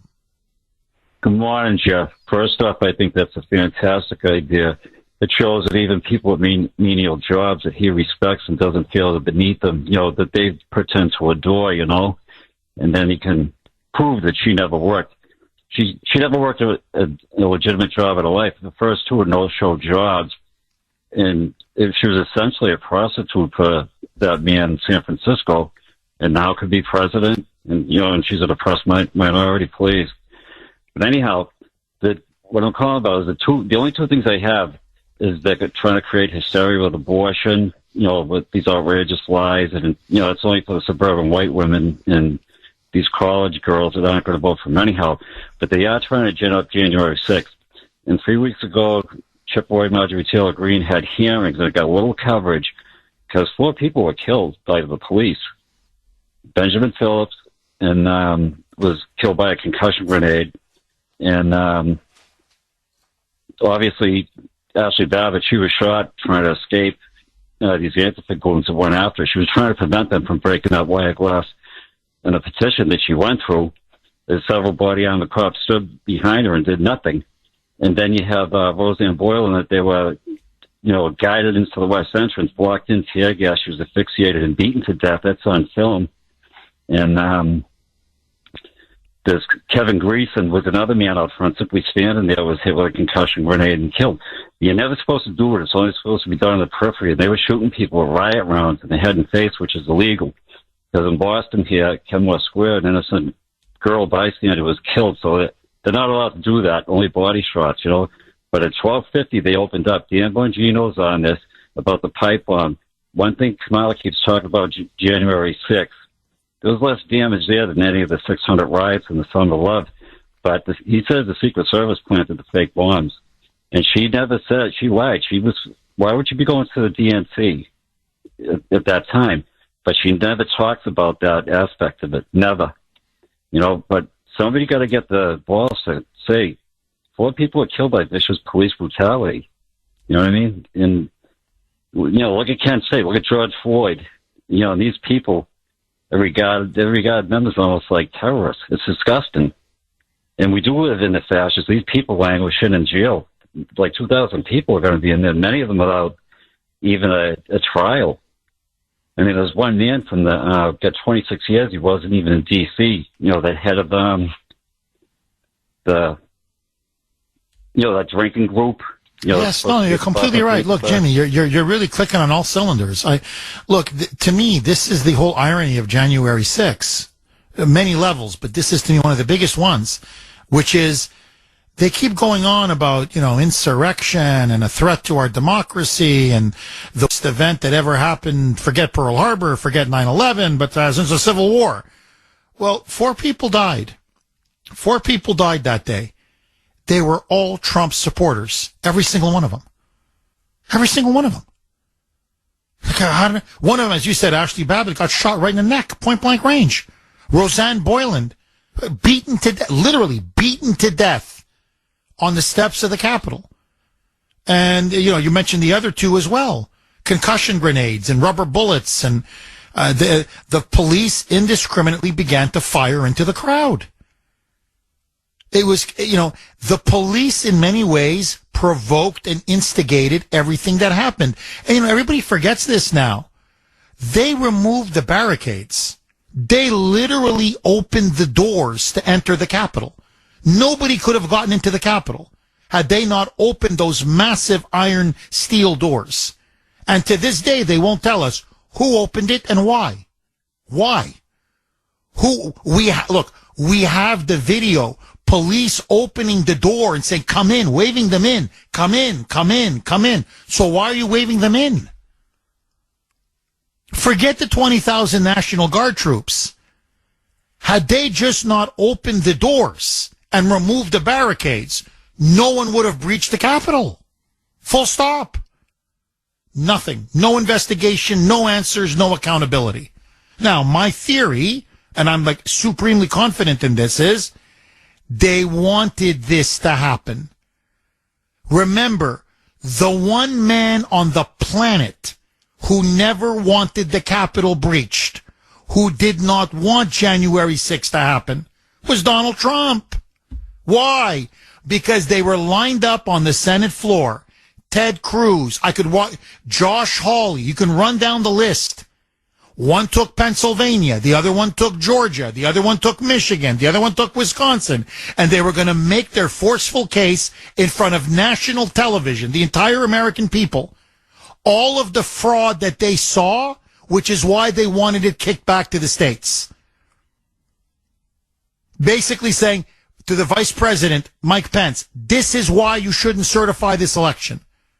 Here's what we have found in Michigan. Here's what we found in Virginia. Sorry, in Pennsylvania, my bad. Here's what we found in Georgia. Here's what we found in Wisconsin. That never happened. Because of what happened on January 6th. They never got a chance to make their case to the American people. In fact, what happened is it changed everything. Joe Biden was rubber stamped. And by the way, just for the record, this big, The peaceful transfer of power was disrupted. 2 hours. 2 hours. Was Biden not certified? Yes. Was he not made president of the United States? Yes. It was delayed by 2 freaking hours. That's it. That's it. So, Jimmy, you're completely right. Now, to me, the irony of all ironies, and I don't know how they get out of this, this story now has gone international. International. This is now the British media, the German media, the French media, the Japanese media, the Canadian media, the Australian media, the Middle East media. Jamie Raskin now has come out and said there's no way we're going to certify Donald J. Trump. We win the House in November. Trump will not be seated, full stop. Period. The House Democrats are now vowing that they are going to block Trump and they will not certify. He may win the popular vote. They don't care. He may win the Electoral College. They don't care. So literally the man leading the charge on the January 6th committee, that was Crazy Raskin, saying, threat to democracy, sedition, insurrection, is now saying we are not going to let him be inaugurated. He will not be certified. I mean, this is, as Victor Davis Hanson said, the brilliant historian, this is the mother of all hypocrisies. You dragged the country for 3 years about January 6th, and now you're openly, what plotting?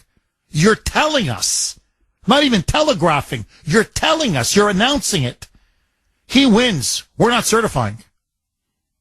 And Kamala Harris now. And I believe that's another reason why. I want to play the cut again. Think of what I just said. Okay? Think about what I just said about Raskin and the Democrats. Now her rhetoric starts to make clear. I think one of the reasons why she's now going on about internment camps and a dictatorship and terminating our Constitution is to justify what the Democrats plan to do when Trump wins in November, if they take back the House. I want to play it again.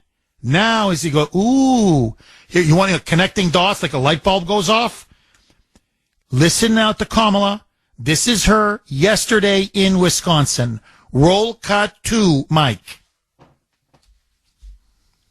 He who has vowed, if reelected, he will be a dictator on day one. That he will weaponize the Department of Justice against his political enemies. He who calls Americans who disagree with him the enemy from within, and says that if reelected, he would use the military to go after them. He who has called for the, quote, termination of the Constitution of the United States. And let us be very clear. Someone who suggests we should terminate the Constitution of the United States should never again stand behind the seal of the President of the United States. Never again. Never again. Say never again. Never again. By the way, her media allies, and this is coming straight from the Kamala camp. Okay, that's why I'm citing the fake news media. Again, it's like Pravda and Izvestia. If you want to know what the communists are saying and doing, you have to read Pravda and Izvestia. The New York Times and the Washington Post are both reporting now. She is going to make this line of attack every speech, every interview, every town hall, all the way until November 5th. It doesn't matter now. She's going to repeat this speech and this line of attack over and over. So just stand back objectively now, okay? Don't be like Laura Ingraham or Jesse Waters or those people on Fox News. It's nothing. It's just rhetoric. It's just rhetoric. No. He will be a dictator on day one. He will weaponize the government to put people in jail.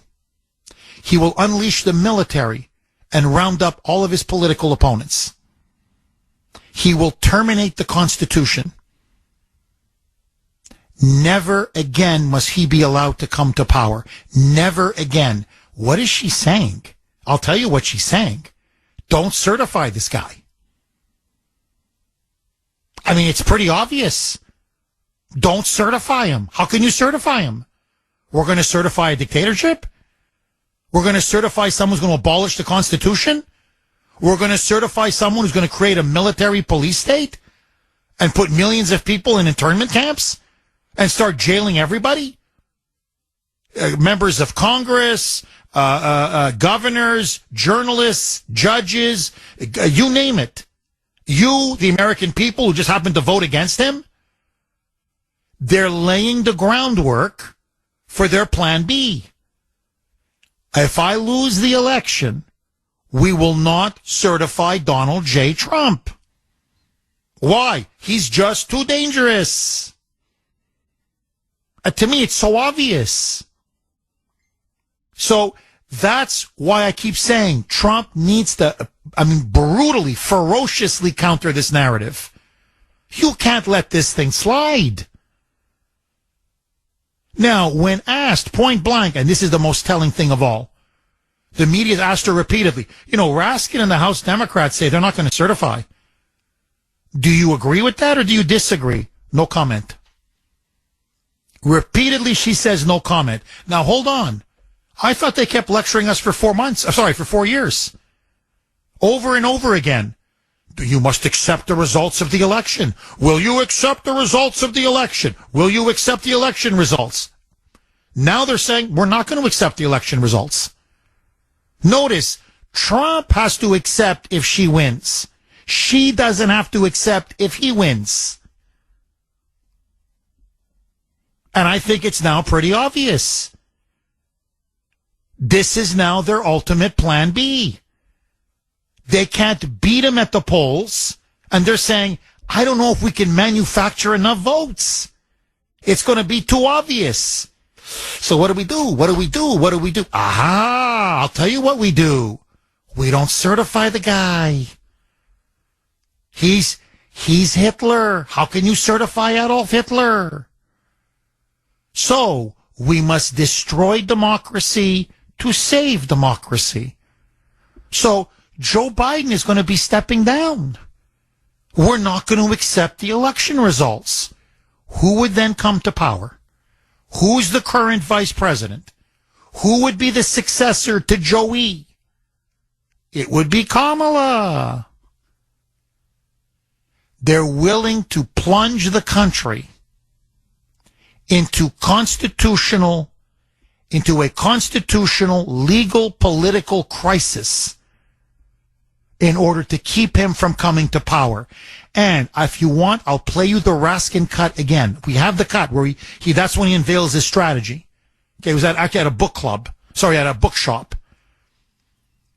But he even said this. You can look, I'll play you the cut if you want. He said, even if it means creating, his words now, quote unquote, civil war conditions. That's what he said. Civil war conditions. He goes, we can't certify him. So what the Democrats are not, again, everything they're accusing us of, they're doing. That's classic projection, always with them. So here's what Raskin is saying. If we need to have a civil war, we'll have a civil war. Now, as I said on Irish radio, and I'm going to repeat it now, as an historian, I'm just telling you a fact. This is a fact. There's only one other time in American history where both sides refused to certify an election. Literally would just refuse to accept the election results, period. Period. And that was in 1860. The Republicans then under Lincoln, it was pretty much a new party, said if a Southern Democrat wins the election, because then the South was getting ready to secede, We will not accept the results of the election, period, full stop. That person will not be certified come hell or high water. And of course, Southern Democrats said, and if Lincoln wins, if the Republicans win, I'm telling you right now, we will not accept the election results, period, full stop. Again, come hell or high water. Well, Lincoln ended up winning. And what did the South do? You saw it in Congress, dramatically. Every Southern representative, every Southern senator, in the House and in the Senate dramatically got up and they walked out. The Union is over. Now, they're not quite going that far yet. But look at what Raskin is suggesting. We don't care if it leads to political paralysis, constitutional limbo, and if need be, civil war-like conditions. We will not certify this man. He can win the Electoral College. He can win the popular vote. We don't give a damn. And Kamala Harris is saying, wink, wink. And that's why now it's Hitler, Hitler, dictator, dictator, internment camps, terminate the Constitution, because they're trying to create a basis, a legitimacy to what they're planning to do. That's why I'm urging everybody, we can escape all of this. All of this. Don't just vote for Donald Trump on Election Day. You know me. I can't stand many of the Republicans. Let that go. You have to vote for the Republican right down the ballot. A, to give Republicans the Senate, so if they try to impeach Trump, he has that safeguard, the Senate will bail him out. The Senate will bail him out. But in particular, don't let them win back the House. If they can't win back the House, they can't block Trump. So, vote Trump, vote Republican, all the way down, baby. We do that, we cut them off at the pass. Otherwise, my friends, the Democrats are going to wage the ultimate insurrection. 617-266-6868. Agree, disagree, all of your calls. Next. 19 on the great WRKO. Jeff Kuhner, Boston's Bulldozer. 617-266-6868 is the number. Okay, Dave, one of our big fans and supporters out in the Pittsburgh area in Pennsylvania. I like to call him informally our Pennsylvania correspondent. He says, Jeff, it's being reported now in the local media that Trump is going to be in, I think it's pronounced Latrobe, Latrobe. So he's going to be in Latrobe, Pennsylvania this weekend. He says Saturday, tomorrow. I thought I read Sunday, but anyway, either tomorrow or Sunday at the McDonald's. So it's going to be in Latrobe, Pennsylvania. And this is a really, really good text that I got from 603. You can text us 70470, 70470. And I think it's a brilliant point. Jeff, if Trump was going to be a dictator from day one, why didn't he do it the last time? And furthermore, when Trump plays quote-unquote roles like this one, going to McDonald's, he endears himself to the people. Here's an idea. Let's put out pictures of Trump in a McDonald's uniform, and then right beside it, quote, does this look like a dictator to you? Question mark, exclamation point. That is a really good point. Look, think about it. Just let's use some common sense. You really think Adolf Hitler? I know there wasn't a McDonald's at the time, but just the equivalent of a McDonald's, say in the 1930s. Do you honestly think Adolf Hitler would wear a McDonald's uniform? You ever think Stalin would wear a McDonald's uniform? Okay, let's forget the past. Let's do the present. Do you think Xi Jinping Or you think little rocket man in North Korea, that they would lower themselves and be kind of self-deprecating and say, and put on a McDonald's uniform and cook some French fries in the back? Or Vladimir Putin? You think Putin would ever, let's go to McDonald's. We go to McDonald's, I wear hat and I make French fries. A dictator can't laugh at himself. A dictator has no capability of being self-deprecating. In fact, it's the opposite. They always want to give off the aura of they're omnipotent, they're invincible, they're all-knowing, they're all-powerful. They have to be deified and glorified. This is the exact opposite. This is ha, ha, ha, ha. Great point, Donald. Ha, ha, ha, ha. It just shows you how absurd their entire argument is. It's almost comical. Now, this is an absolutely brilliant message I got from Joe on Messenger, and then I want to go right back to the phone lines. When I say he nailed it, he nailed it.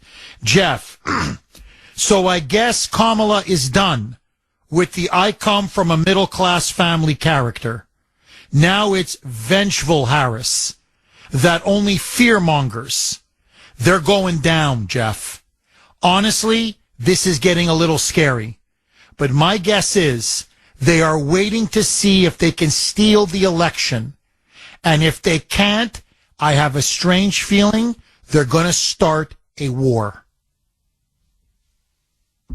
A civil war.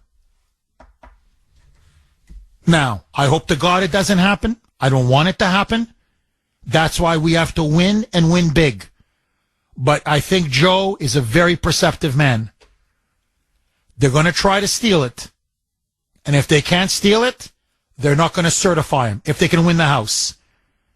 And if it means starting a war, they don't care.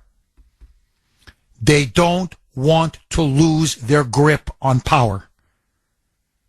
That's why we have to take it and wrench it from them. 617-266-6868. So many are saying, Jeff, can you please tell your New Hampshire listeners in particular, hold your noses, vote Republican all the way. Don't just vote for Trump. Vote for the Republicans all the way, not because you like the Republicans. Do it for Trump. Yes, I couldn't agree more. Please, as they say in this state, do me a solid on this one, okay? Let's all vote Republican down the ballot, not for them, for Trump. 617-266-6868. Rob in Milton. Thanks for holding, Rob, and welcome. Jeff. I'm standing on the corner over in Southie right now on West Broadway at the T-Stop. Now, I'm with my buddy Sparky, and we're out here, and we've been doing this for the last couple days, and it's amazing the responses we're getting with my sign, Closed Border Burke. And by the way, I've sent a press release out to challenge Steve Lynch for a debate, so I'll get it over to you. He's ducking me. Everybody hates Steve Lynch, but that's just they're saying that to me. I can't respond to that because I only talk about his policies. Now, and what's funny about Bill from Sudbury is that's the attack we're getting out here, too. All they're doing is talking about January 6th. I had a guy walk by me 2 days ago down in Quincy Center, and he came back last night, and I was shooting a video of the questions the Boston Globe asked me to take on, in which they never printed, so I posted them already. But the bottom line is their attack was January 6th, and I said to him, were you there? And he says, no. I said, I was there. I know what happened there. And all I said to him was, he kept on rambling about fascism and Nazis, and I said, sir, if you were there, you'd realize that never happened. And I said, I'm basing mine on the transcript. So I am Ronald McDonald, fact checker here, Jeff. And bottom line is, the young people, the Latinos, and the blacks are all going crazy for Trump, okay? It's all these snotty white women in the suburbs that always flip me the bird, or the dinks that have the man bun. They're all the same. They all are terrible people, Jeff. Rob, best of luck to you, man. You're a warrior. I got to tell you that. You are a real warrior. Rob, thank you for that call, and keep giving him hell, Rob. Don't let up, buddy. I love that guy. You know that? I really do. 9:31 on the great WRKO. Jeff Kuhner, Boston's Bulldozer. 617-266-6868 is the number. Okay, we're going to go right to your phones, I promise. But first, joining us now, as she always does at this time, she is the CEO and president, and yes, that is her name, of Kelly Financial Services, Kelly. Kelly, how are you? Good morning, Jeff. I am good. According to Bankrate's latest financial regret survey, 77% of U.S. adults have some type of financial regret. For older adults, failing to save early and enough and feeling unprepared for retirement tops the list. This leaves many facing financial uncertainty, not only for themselves, but also for their heirs. Kelly Financial can help you be better prepared with holistic retirement and estate plans, which aim to safeguard your assets and care for the emotional and well-being of your loved ones. Our next master's class will focus on estate planning October 29th at 6 p.m. in our Braintree location, but seating is limited. To register for the class or for a complimentary retirement consultation, give us a call or email Kelly at kellyfinancial.org.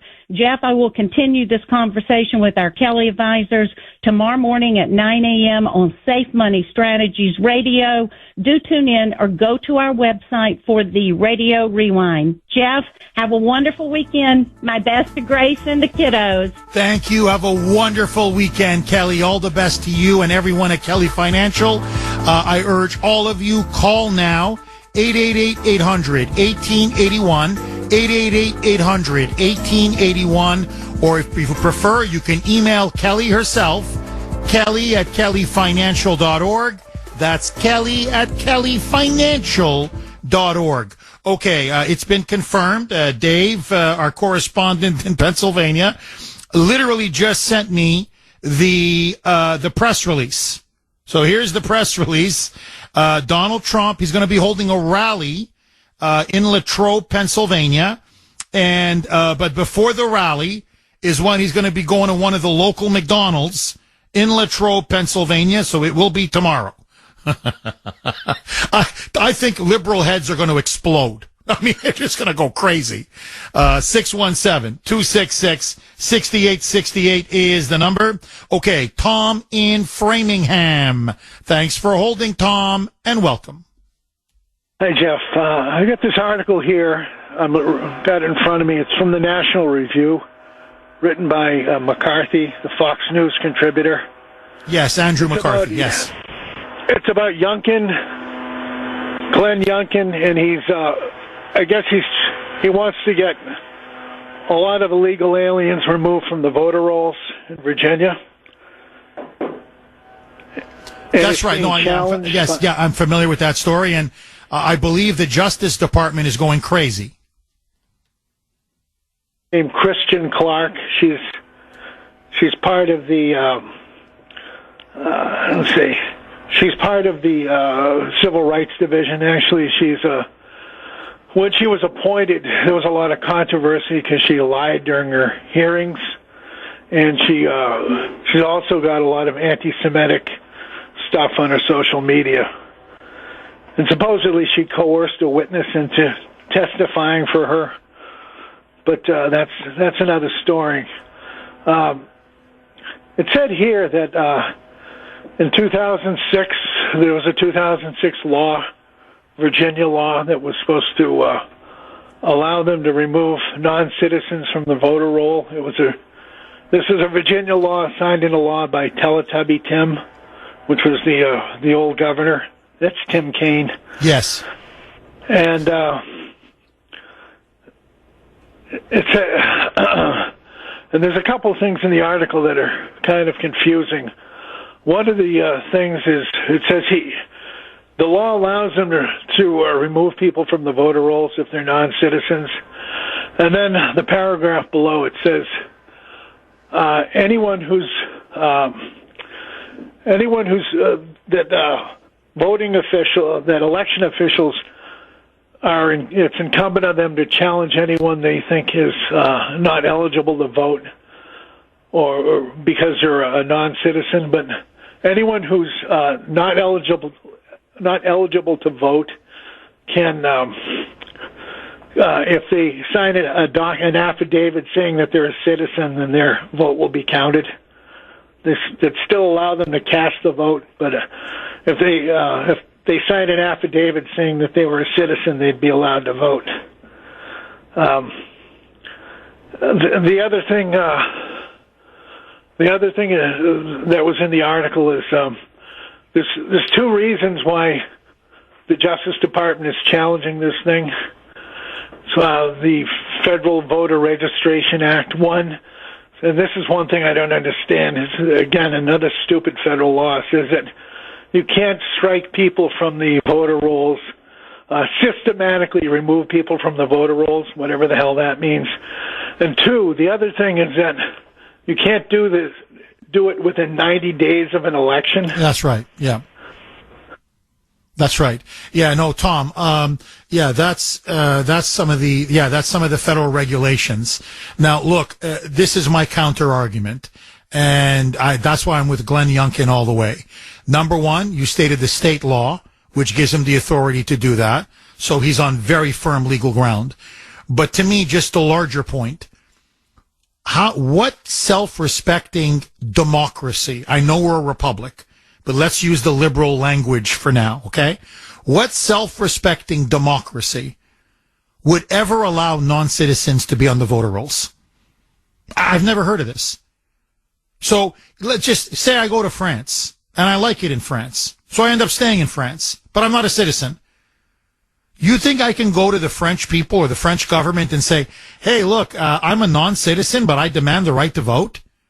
Or I'm just going to sign some piece of paper and say, yeah, you know what? I was just made a French citizen, so I'm going to vote. No.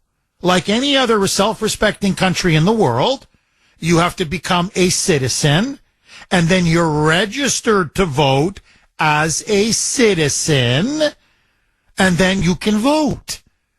So this begs the question, and I think the question answers itself.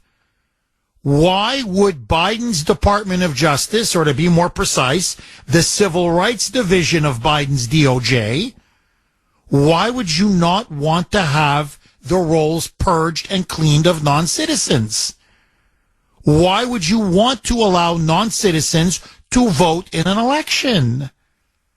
And I think the answer is obvious. Because they're trying to steal it. And it's not, I wish it was only Virginia. And by the way, Trump is now turning Virginia into a real possible swing state. They're very nervous now. They're nervous about Virginia, New Mexico, Minnesota.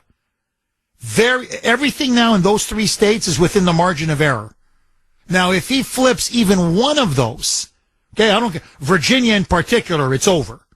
But Minnesota and New Mexico, there's no way Kamala can win. So that's why they're in a panic.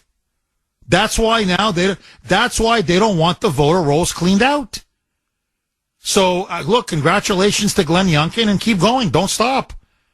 And to me, you clean the voter rolls of every state in the entire country. Non-citizens, and not just talking illegals. Hey, I was in this country on a green card for over 10 years. I never voted. Grace never voted. I never once thought I had the right to vote. Why? I'm a permanent resident. Yes, at the time. Yes. But I'm not a citizen. Only a citizen should be allowed to vote. That's like saying the sky is blue. Thank you for that call, Tom. Steve in Taunton. Thanks for holding, Steve, and welcome. Good morning, Jeff. Hi, Steve. Hey, I do not like this Trump McDonald's thing at all. Okay, why? This reminds me, Remember Mike Dukakis in the tank? How stupid he looked. You remember that? Oh, you think it could be that bad? That's what I think. I think they're going to turn around. They're already pouncing on this. They're going to turn this into something like that. You know, that killed Dukakis. And do you agree? Remember how stupid that was? This is not a good look. Yeah, no, that was stupid. No, I mean, Dukakis looked ridiculous. But, I mean, do you think Trump would look that ridiculous? I mean, I'm just asking, Steve. I don't know, but I think what they'll try and do is they'll try and make it like, McDonald does a menial job. What is he doing? Things like that. I just don't like the whole thing. He's got to learn just to stick to the issues, at this point in the game, Well, look, Steve, the argument that some in his circle are making is similar to what you're saying. You're in the lead. You're leading in the battleground states. All the momentum is now on your side. Kamala just imploded on Fox News. Why take any risks? Like, that's what they're saying. Some of them don't like this. They go, why? We don't need this. Just go do your rally in Latrobe and forget, making the French fries in the back of a McDonald's. So some are on your side, Steve. So we got one more segment left. I want to ask all of you, good idea, bad idea? 617-266-6868, 949 on the great WRKO. Okay, should Trump be going to McDonald's tomorrow and work in the back and making the French fries? All right, I mean, the text line is burning up. This is from 508. Jeff, I disagree with Steve in Taunton. Trump will be, quote-unquote, serving Americans at McDonald's. This won't backfire. It is endearing. Dukakis, when he did his ad with the tank, he was serious about it. Trump is doing it, and he's having fun, and everyone knows it. Plus, if Kamala went to McDonald's and worked, she would ask, quote-unquote, do you want lies with that? Not fries. But lies. I think that's a very good point by 508. Dukakis was so serious on the tank with that oversized helmet. I mean, he looked like an absolute idiot. Trump is going to be laughing and having fun, and, he's poking fun at Kamala, and, hey, she never worked. I just worked half an hour. I've worked longer and harder at McDonald's than she ever has. So I think it's also the context. He's not taking himself too seriously. But again, I could be wrong. I'm asking you. 617-266-6868. Mike and Sandy think it's a great idea. In fact, they're both cracking up about it. They love it. Debbie in New Hampshire. Thanks for holding, Debbie, and welcome. Hi, good morning, Jeff. I just have Debbie. two things. The first thing is the voter integrity. If the Republicans had this 90-day window that they're not allowed to purge the voter rolls, why didn't they do that when Donald Trump first said he was going to run for re-election? Maybe the rhinos wanted to see if he got thrown in jail or if he would actually make traction with the voters. But clearly 6 months ago, that was not the case, meaning that he was a viable, realistic candidate. Why didn't they start that process 6 months ago? So now they're well outside that 90-day window and don't have to deal with being sued over it. That's number one. And number two, why I've heard snippets of Walz when he had the police shoot paintballs at people who are sitting on their own porch outside. First of all, what if they had gotten somebody in the eye and people lost an eye because of it? And second, why can't they be outside? People are walking around outside. Why can't they be in their own space? Why is there not enough information about Walz and that disgusting display of what he did to people during COVID? God forbid Harris has a heart attack and he's now in office and we have another horrible pandemic. Like he's that crazy. Well, because it would sink their campaign. That's why no information has gotten out about that. He was such a fanatic in enforcing the curfew that he even wouldn't allow people to stand on their porch in their own home. So that's he's an admirer of Mao. He's an admirer of the Chinese communist system. That tells you everything you need to know about the guy. And I think your first point is dead on, Debbie. I think a lot of these establishment Republicans and rhinos are doing as little as possible to help Trump. This should have been done 6 months ago. I completely agree with you.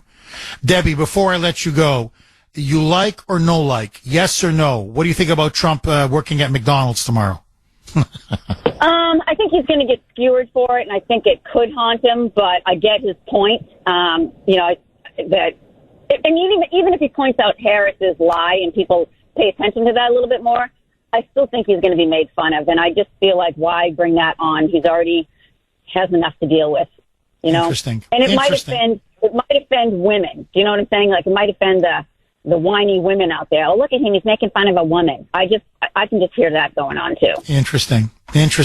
Debbie, so you're a no. Thank you very much for that call. So Debbie thinks it's a bad idea. Interesting. Bob in Bedford. Thanks for holding, Bob, and welcome.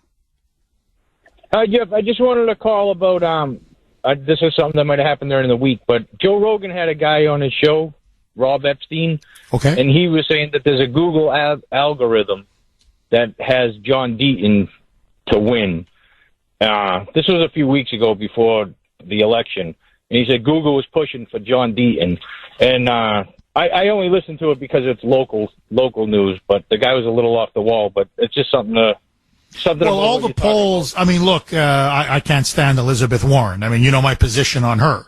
So, believe me, I'm not carrying water for the chief. I'm just saying if you look at the polls, and again, the polls aren't everything, that's for sure. It looks like she's going to win this easily. But we'll see. We'll see. Look, Deaton's got a lot of money. He's got he's got deep pockets. I wish he would start deploying that money. Because I saw a lot of ads for him during the primary. I don't think I've seen a single ad so far for Deaton. It's almost like his presence is non-existent.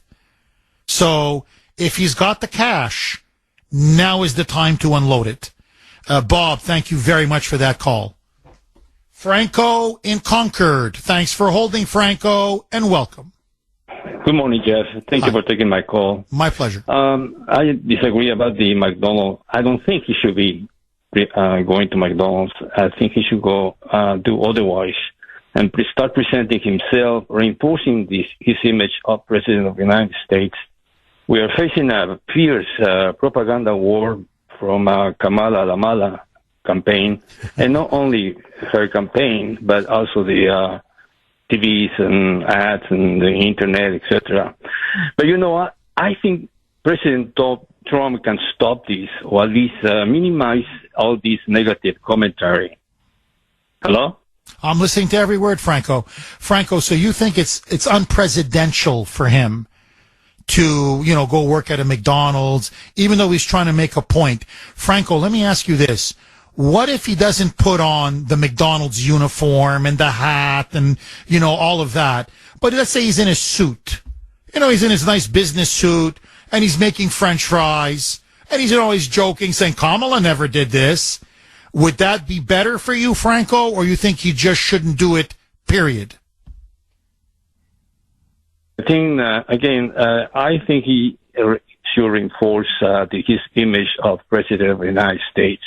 And I was going to make this point. I think he should go. He can do this. He can stop all this negative propaganda from Kamala.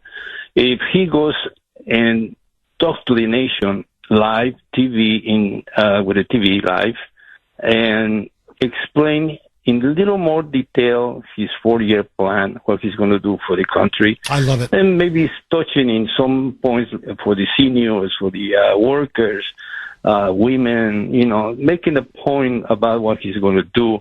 And also remind the people that God and the nation.